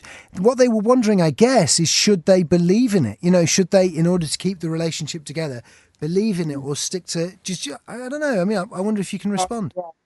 Well, I mean, it's hard. There's a lot of relationships where they've had to keep it secret. And that was a cause of manipulation, because if you can't be open and honest and communicative about what you really believe, even if they may not agree, then you can't have a good relationship with love and healing and the possibility of even healing. So that's going to sabotage the entire relationship when you have to keep your life a secret, like the whole secret life thing. So they may or may not even believe you, but as long as you can discuss and be honest about how you're feeling and what you believe, and they may not believe, but as long as they don't insult you and make you feel bad or cut you off emotionally so that you can't get the needs met in a regular relationship. Yeah, I don't want to name the listener. I don't think that it was the case that he didn't believe. Well, I think it was just that he found it hard to believe, I guess, and it seemed to upset the person talking about it. So it was, I don't know, he didn't really know what to do, really. And I, like I say, it's an interesting dilemma. Yeah, it is, because you can't force anyone to be aware of what you're aware of. And if it's happening to you and not to them, well, they may not notice. And a lot of times what they'll do is they'll switch off the partner when they take you. So I know that happened to me. They basically switch them off so that they're definitely unconscious, so that when the aliens come, you can't even wake up your partner anyway. Or they're switched off. They're literally switched off so that they'll never be aware of what's going on because they're so easy to manipulate. It's horrible. That's terrifying. So that happened to you? You're in the room with your husband or your other half, whatever it is, can't wake them up, and you're being abducted by aliens. Yeah. Mm-hmm. That's what happens. I've had many reports of that kind of thing where one partner's taken, the other one's death out cold. They can't be awoken, or they're gone. Their partner is literally gone for hours, and they're like, "Where the hell happened to my partner?" They're like, "And Eve, you were taken from the room during that incident, were you?" Well, I'm not going to talk about my personal experience, so. All I'm saying is that those things have happened, and they do happen where, they literally disappear. Because this listener said it can be upsetting, these things, and I wonder whether, I don't know, it's the difficulty of therapy, isn't it? At what point you have to leave something. Well, I just go by, you have to resolve the trauma, and don't hold on to having to believe anything until you really discover through connecting with the highest source of who you are, which is your spirit. And when you can do that, you could resolve whatever is happening. So sometimes it's better to let go of beliefs altogether, and so that you can connect with your spirit more purely without any beliefs getting in the way of stopping you from connecting. So actually, beliefs get in the way, to be honest. Yeah, I'm not sure whether to believe this stuff. It sounds like we touched on it right at the beginning of the interview. I want to thank you for your time. It's so much. Really fascinating stuff. But it does sound like it's one of those things that maybe I benefit from not believing in it, perhaps. Is that right? Well, it's like not holding any beliefs that would stop you from making a direct connection with the all-knowing part of you that would offer you the ultimate truth of whatever is a situation you're in. Or this is what we do in the therapeutic process. We just go to a direct connect of the spirit and let go of whatever assumptions and beliefs we may be holding on to that actually could prevent the process of connecting directly with truth and with source. Yeah, well, I was going to say, I guess you're talking about getting in touch with source there. I have a fear of that, Eve, because some of the people that I communicate with, I wish them all the best. And, I'm not having a go. Sometimes I think even they acknowledge they can come across as a little arrogant if they're in touch with the all-knowing God mind and their thoughts are coming from that. That kind of gives one a sense of arrogance sometimes. Well, they have to know their own heart and their own spirit, not necessarily the bigger God or whatever, but to know yourself, really. And I think that when that's truly happening, there's what I call the fruits of the spirit, or a kind of humility and compassion, and they won't come off as arrogant. If they come off as arrogant, I suspect there's something else going on. Yeah, me too. I'm a big fan of the idea that I know nothing. Yeah, because really, there's so much we don't know, and it's all about discovery and learning with one another. And sometimes we're wrong, and then we're like, okay, I was wrong, and I learned now it was this and not that. So we have to, sometimes it's better letting go of beliefs so that we can discover a deeper truth inside. Let me tell you something, Eve. My listeners will tell you I am wrong on a regular basis, regular as clockwork on that one. So I want to thank you for coming on. It's been absolutely fascinating. EveLorgen.com. If people want to go to there, The Alien Love Bite, the title of one of her books. But if you go across, all of her work is on EveLorgen.com, and then some articles you've been kind enough to send us. I'm going to put them on thecultofnick.co.uk as well. Okay, and my books are available through Amazon.com, and also you can find out through my website. So you know that's a lot. It's been an absolute joy. I hope you maybe come on again sometime, and you give me a lot to think about. Really interesting stuff. Okay, well, sleep well tonight. Well, I'm sure I'll be all right as long as I remain unconscious or whatever it is. As soon as I become a conscious being, I'll be terrified, I'm sure. But we'll see. I need to read your book and get up on how I can tackle it all. Okay, great. I appreciate it so much. This is The Cult of Nick. Eve Lorgen there. That was absolutely mind-blowing. Sometimes it's difficult to put your finger on what exactly you're talking about with some of these things. But any which way, I've said it before, I'll say it again, regardless of where you're coming from, whatever perspective you have on the extraterrestrial UFO phenomena, what I think is that if you look at the world through someone else's eyes from a different perspective, you start to notice things about your own life. And I just find people like that really fascinating because, you know, what are we talking about here? Are we talking about a new religion of some form that's emerging? Are we talking about actual real-world events, as a lot of people would have us believe? Or are we talking about a combination of the two? And I'm starting to think maybe that we might be there with this kind of stuff, particularly as you look at the news agenda and some of the news stories that have started to emerge recently, which previously would have been described as incredible. So anyway, there we are. Interesting stuff. Eve Lorgen. Do you know what? I'm going to have a little gander at some of the messages I've had sent through to us here at the Cult of Nick. You want to talk to us? The best way of doing it is by posting a message to the website, thecultofnick.co.uk. I'm going to do a quick shout out to Electric Toast. And they sent me a message and they said they'd sent me an email. I can't find it. I'm a bit rubbish with email correspondence. I'm a bit rubbish with correspondence in general at the moment. I'm doing a new TV show on a TV station called That's Manchester. And it's really up to my workload. You know, I'm doing 2 hours of live television. I did 6 nights this week. It's local television, so it's hard to explain what the difference is in the sense that, I mean, we've got a set. It looks like a normal TV show, but it's on a lower budget. You know, we don't have the cash of network television. But they've got, you know, they've got me, they've got the talent, right? I'm pretty good at interviewing, very mainstream as well. I'll tell you what, thanks enormously to all of the people on Twitter, some of whom are cult members, who've stepped up to the plate to support this thing. Obviously, the better the TV show does, the better it is for me, and the more likely it is that I'll be able to at least carry on doing media in some form or other. And, you know, the longer I can do that, the longer I can keep doing the podcast. So, you know, in a roundabout sort of way, you're supporting the podcast if you support this TV show. The only way you can see it, though, is you have to live in the north of England, in Manchester or the greater Manchester area. You can't actually get it online at the moment. I think that'll change. I think you'll be able to pick some of it up online, but there's no streaming service. Like I say, it's just started. And, yeah, very interesting to see how it's developing and see where it's going to go.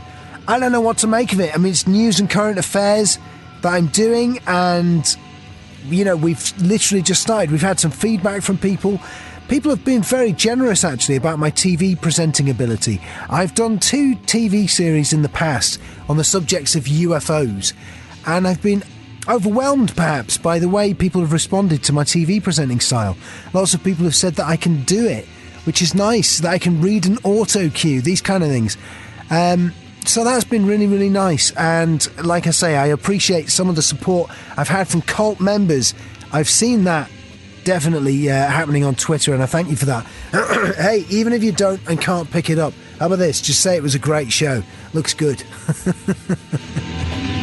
Anyway, let's turn to some of the comments that we've got here on the blog. What have we got? First of all, Brian says, "Howdy, Mr. M. The last few concasts have been a groovy return to form after the brand debacle.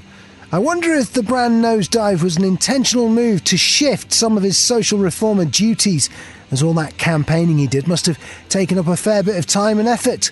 Maybe the allure had worn off. Be a pity if that was the case. He did raise awareness on some issues that would otherwise have been ignored. Always good to get onto a bit of Wilhelm Reich. Is it too out there to postulate that in the future wars will not be fought over oil but water? If you couple the cloud-busting technology with current theories on chemtrails and cloud seeding, it's not too far to stretch to jump to governments destroying small farms in the US by droughting them out, making sure the land is sold off to the mega corporations to plant their genetically modified crops, and then drawing the reins back down to corner the market in food production.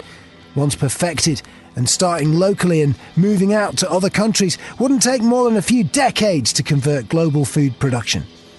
Most of that doesn't take a belief in anything other than the basic human foible of greed, and perhaps that's one of the things I find most frightening about it all.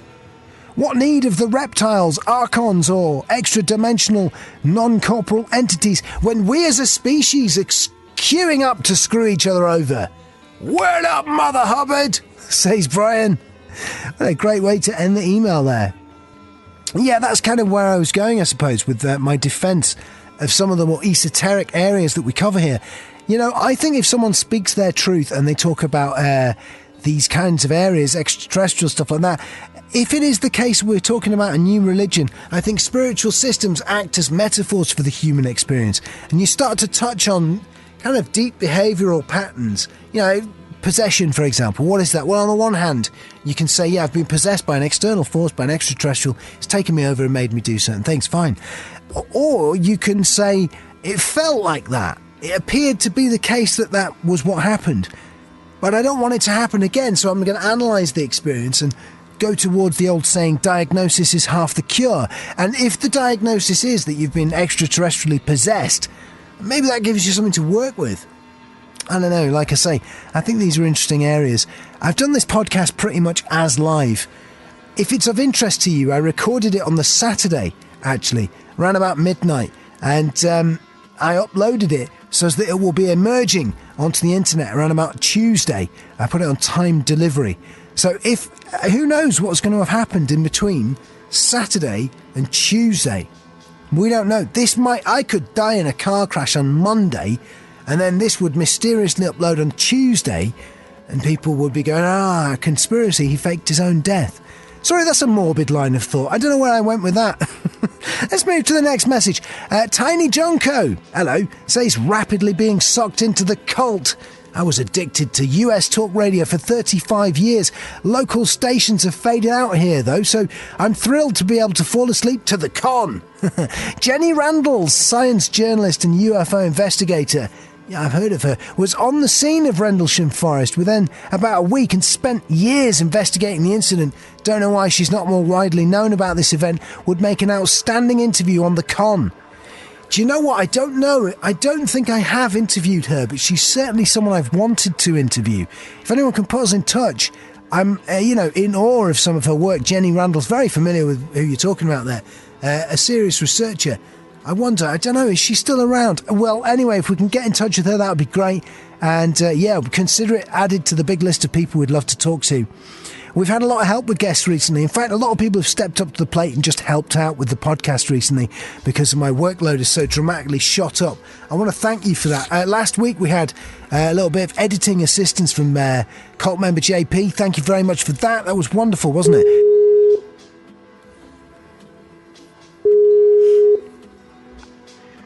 Hi, this is Matthew Porter.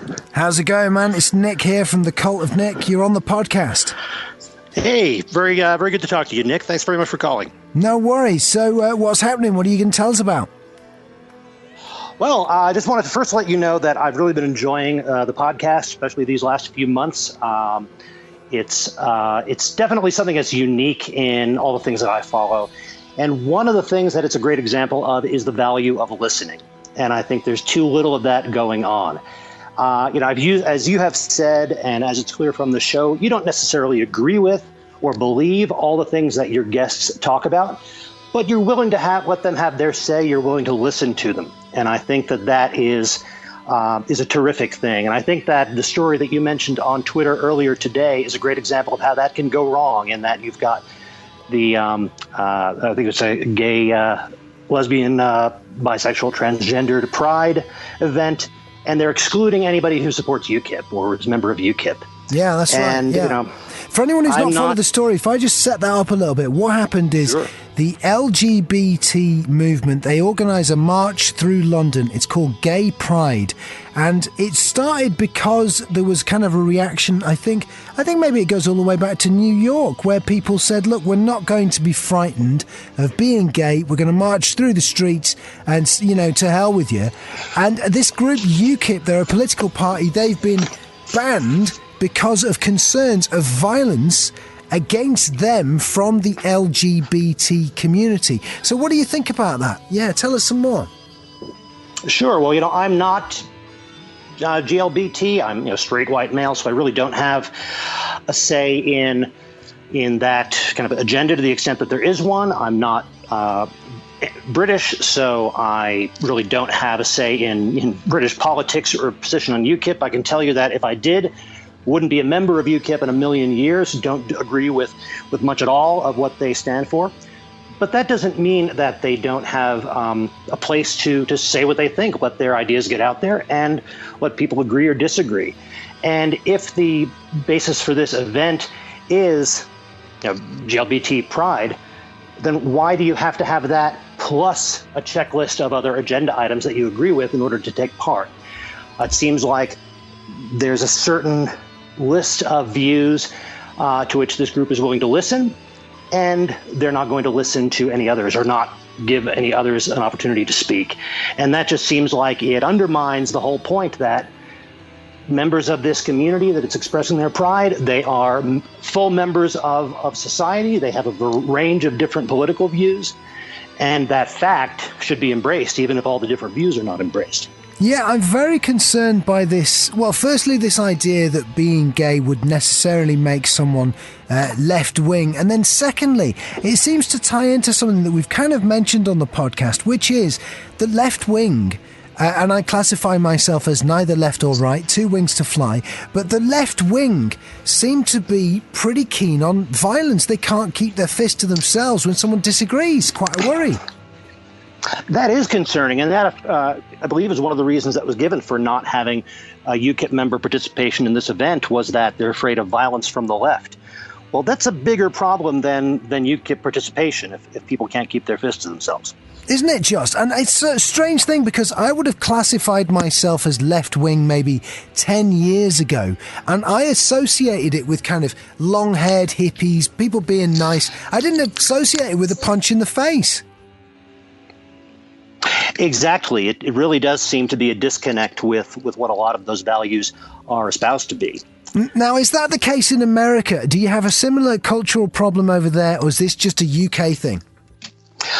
I don't think that there is as much discussion of possible violence in this kind of a situation, but I think there is a much stronger inclination towards some kind of regulatory or legal response to silence views that one does not agree with, which is really disheartening to me because of our historical dedication to free expression. We see more and more, generally speaking, from the left, people saying, well, because this is offensive or inconsistent with our values, we don't want this to have a platform for discussion. Now, I'll tell you something we've mentioned on the podcast. You may not be familiar with this theory, but I'll just fire it out here, Matthew.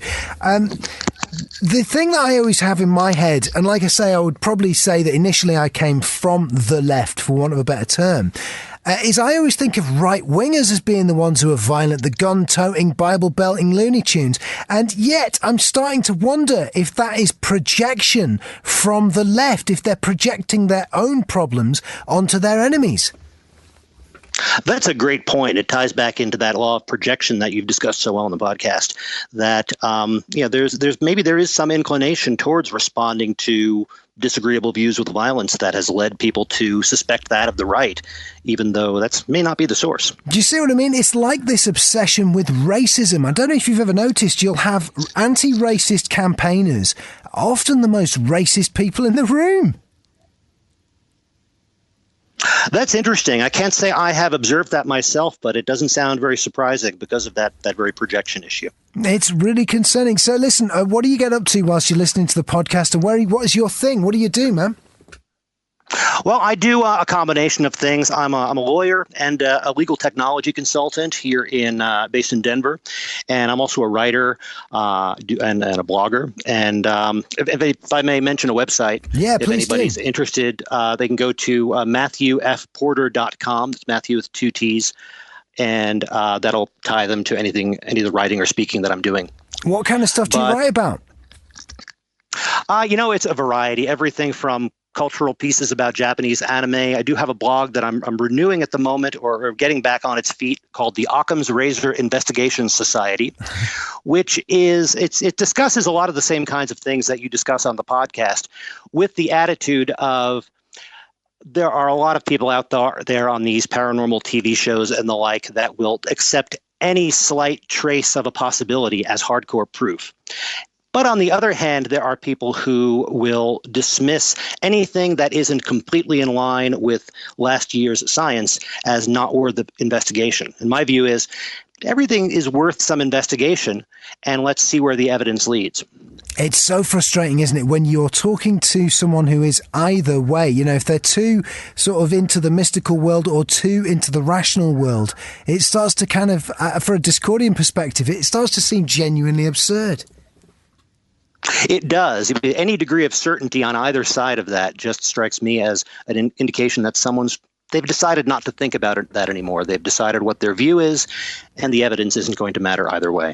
So would you say you were a Discordian thinker? I definitely lean in that direction. I think that there's a lot of chaos out there, and kind of embracing that and understanding that there is no single reality tunnel that covers everything is the healthiest way to live. And how are you around some of the occult stuff? Have you mucked around with spells and stuff like that, or have you left that alone? I haven't really gotten involved with that myself. I do find it fascinating. Read tons about that when I was a kid, but and still read a lot about it, but that's about as far as it goes. Okay, well, do you know what? I've really enjoyed chatting to you, man. I want you to keep in touch with the podcast. And before I let you go, is there anything else you want to tell us about? No, I think that's pretty good. If people are interested, again, that's MatthewFPorter.com. And it was great talking with you, Nick. Best of luck. Wonderful stuff, man. Listen, thanks for being on the podcast. Thanks for contributing, and good to have you on board. Thank you very much. Great. Wonderful. All right, thanks, man. That'll be on Tuesday's podcast. Wonderful.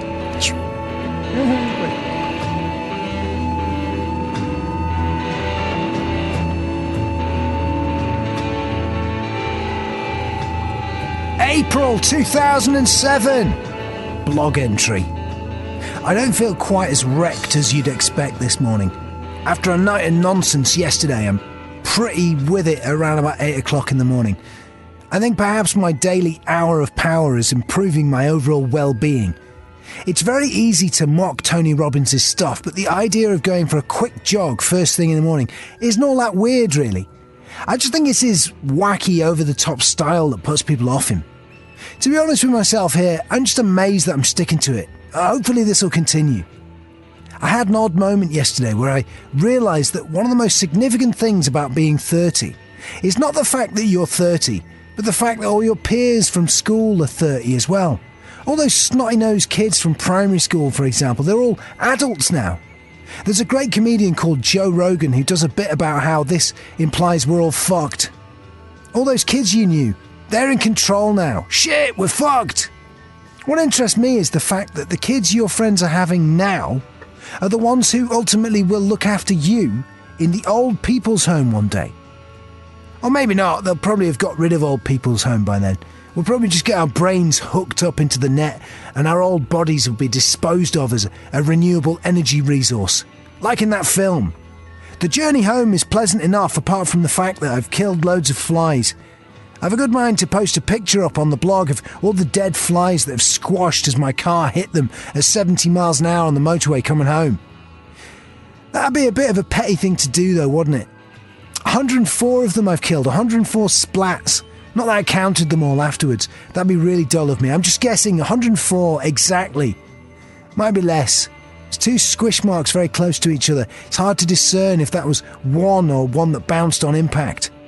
I'm glad I'm not a Buddhist who worries about killing flies. I'd definitely be off to Buddha hell for sure. I'd be tortured by flies. They don't actually have a hell like that, I don't think. Still, Buddha hell sounds pretty rubbish, doesn't it? Buddy hell, it sounds a little bit like that. That's why I wrote it, Buddha hell. Anyway.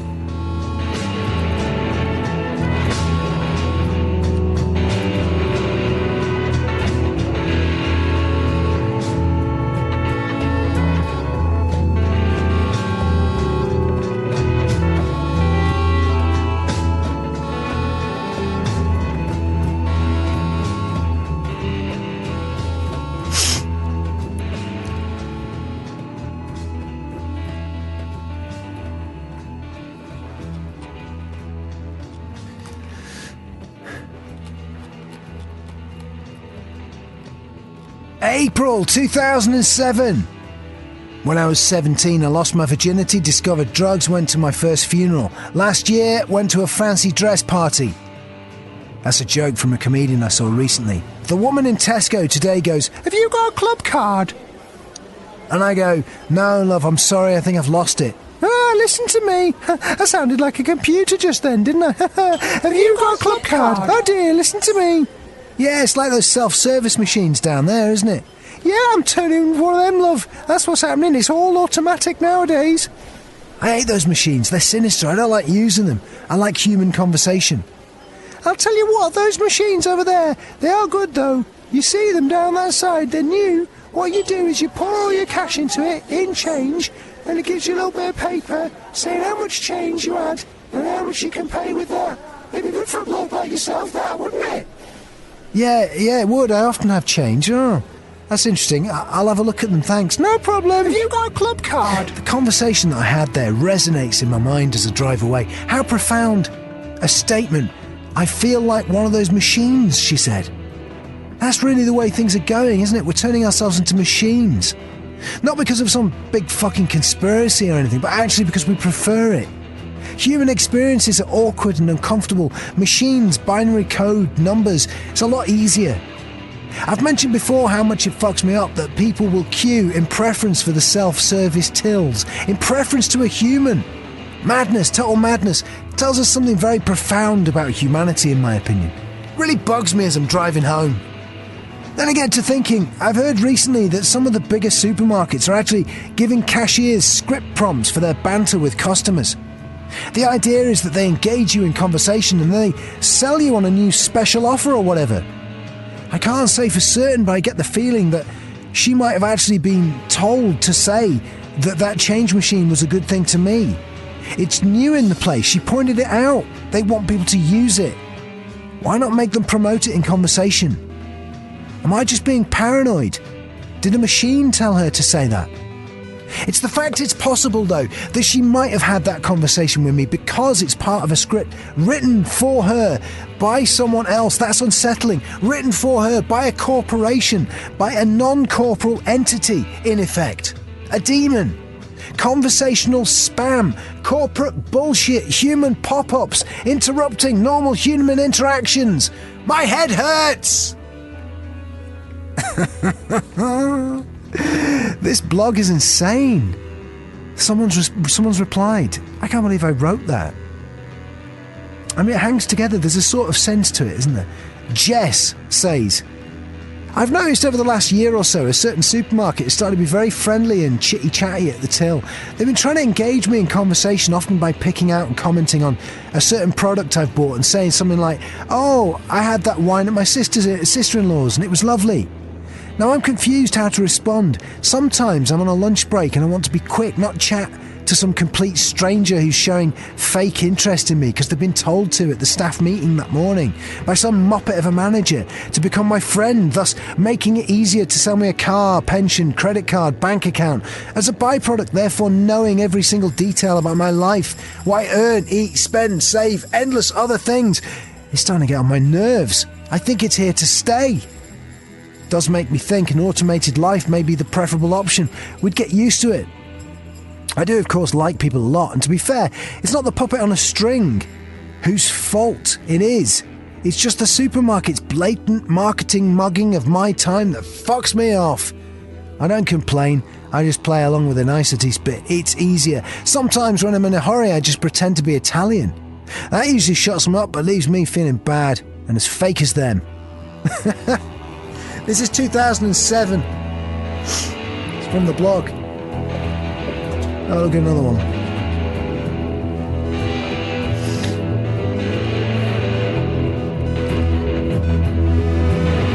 Have you got a club card? Have you got a club card? It's so cold in the middle. It's the title of the blog entry. I just used to give them random titles. And it's taken from September 2007, this one. I had a brutal confirmation of my thoughts regarding the no smoking ban in pubs last night, which came back to me today in the guise of a drunken flashback. I'm stood at the bar waiting to be served when I let fly the biggest fart you can imagine.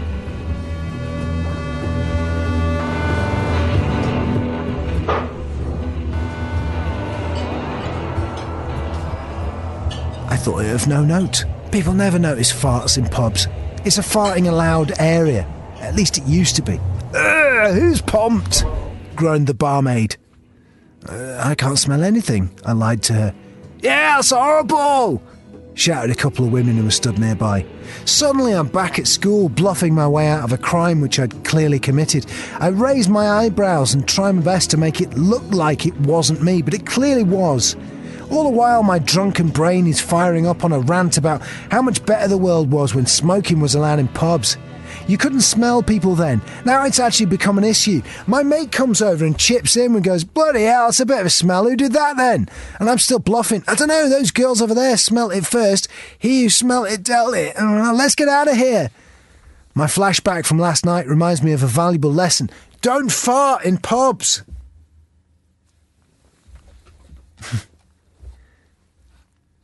Maybe one more. This one.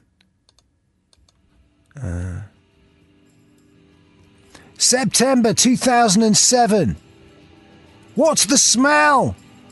I'm moving to work at Kerrang Radio. It's all quite exciting. I'll be doing a late night show with a heavy level of speech. Kerrang Radio is based in Birmingham, so I'll be moving over in the next few weeks. The show goes on air on the 1st of October, but I'll be getting down there ahead of that date to get an idea of what's what.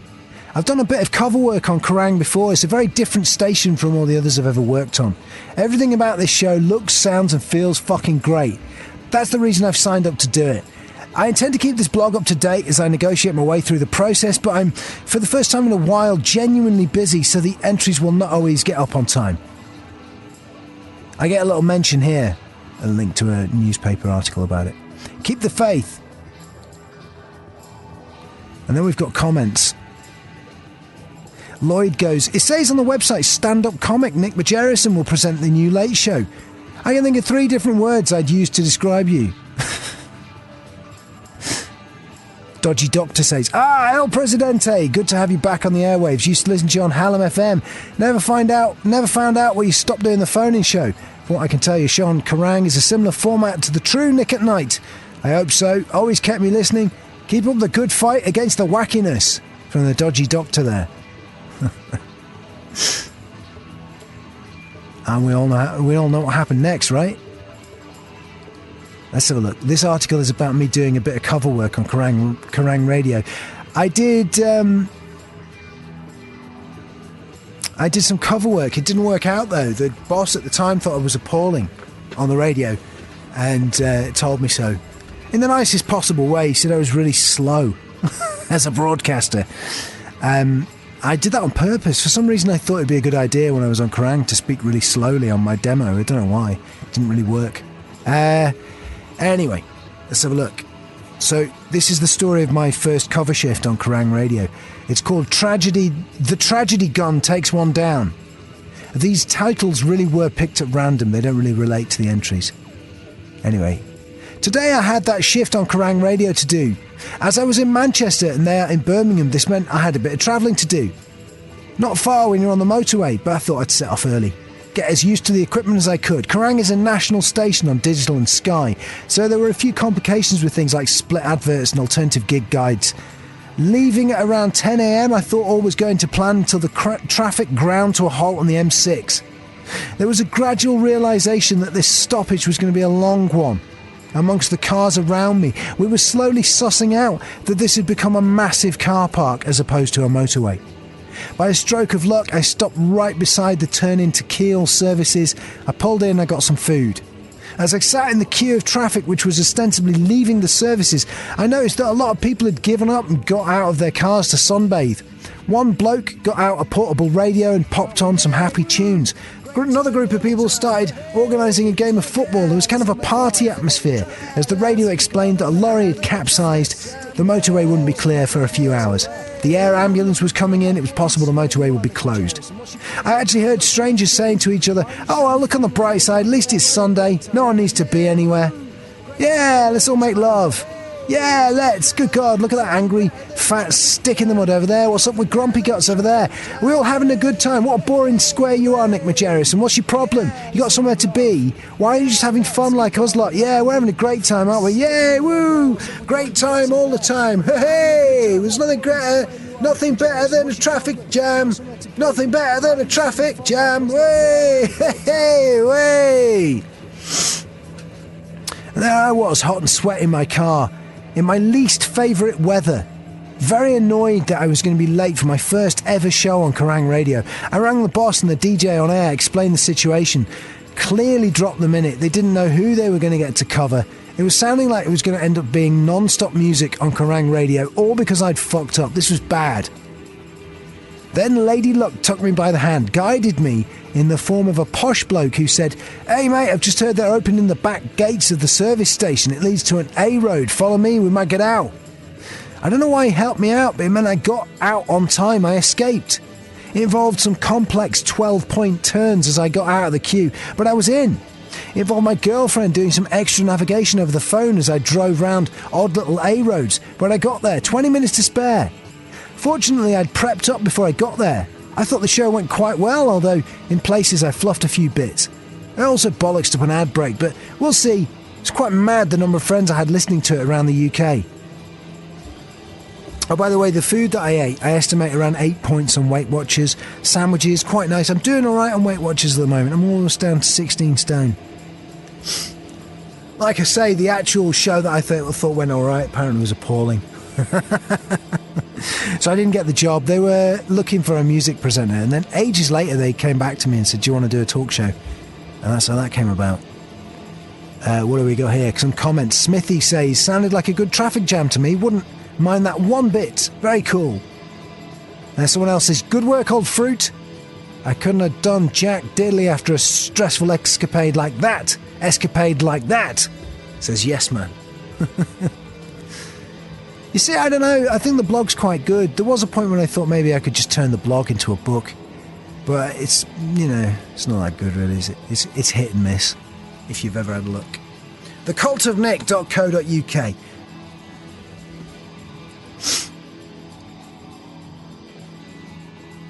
And I tell you what, I'm just going to have a quick gander to see if we've got any other messages kicking around.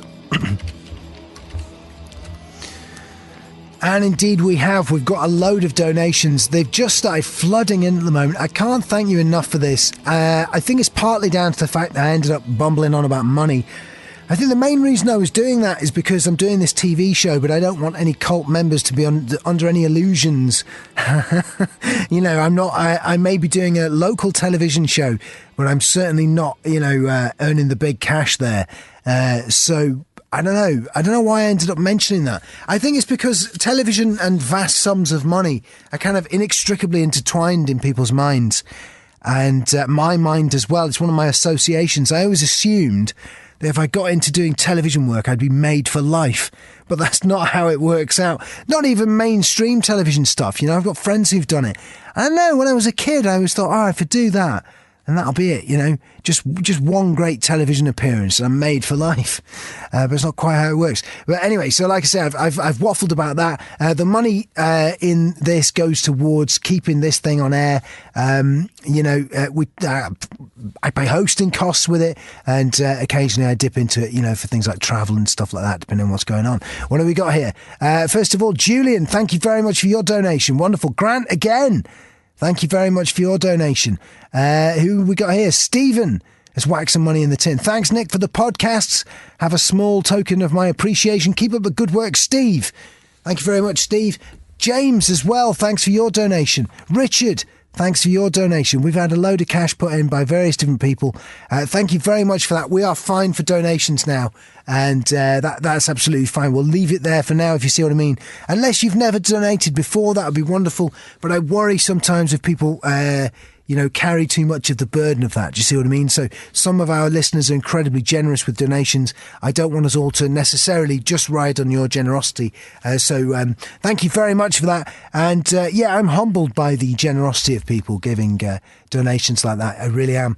I think it's great. It's a strange thing. I've been doing radio and TV presenting for years, and I've never quite fully made my peace with the fact that this is my job.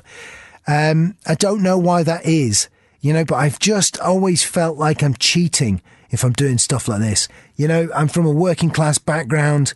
You know, my dad would go down, you know, fix things in the street, that kind of stuff. Very like hands-on. Ultimately traced my ancestry back to Sheffield, where people would go into the ground and pretty much with their bare hands pull coal out of the ground in order to earn a living. And what am I doing? Sitting here talking nonsense. That's all I've done throughout my whole adult life. And so there's a certain amount of guilt attached to that, I think. It's strange. You know, I just never quite made my peace with it. What's this therapy? I'm just waffling on again. Hey, I tell you what, here's what's going to happen. I'm going to be back next week. Don't forget to check out the website, thecultofnick.co.uk. Thanks very much to Quisling Me and the Decadent Marsupials for their music. And thanks very much to you for listening. See you next Tuesday! This is the Cult of Nick.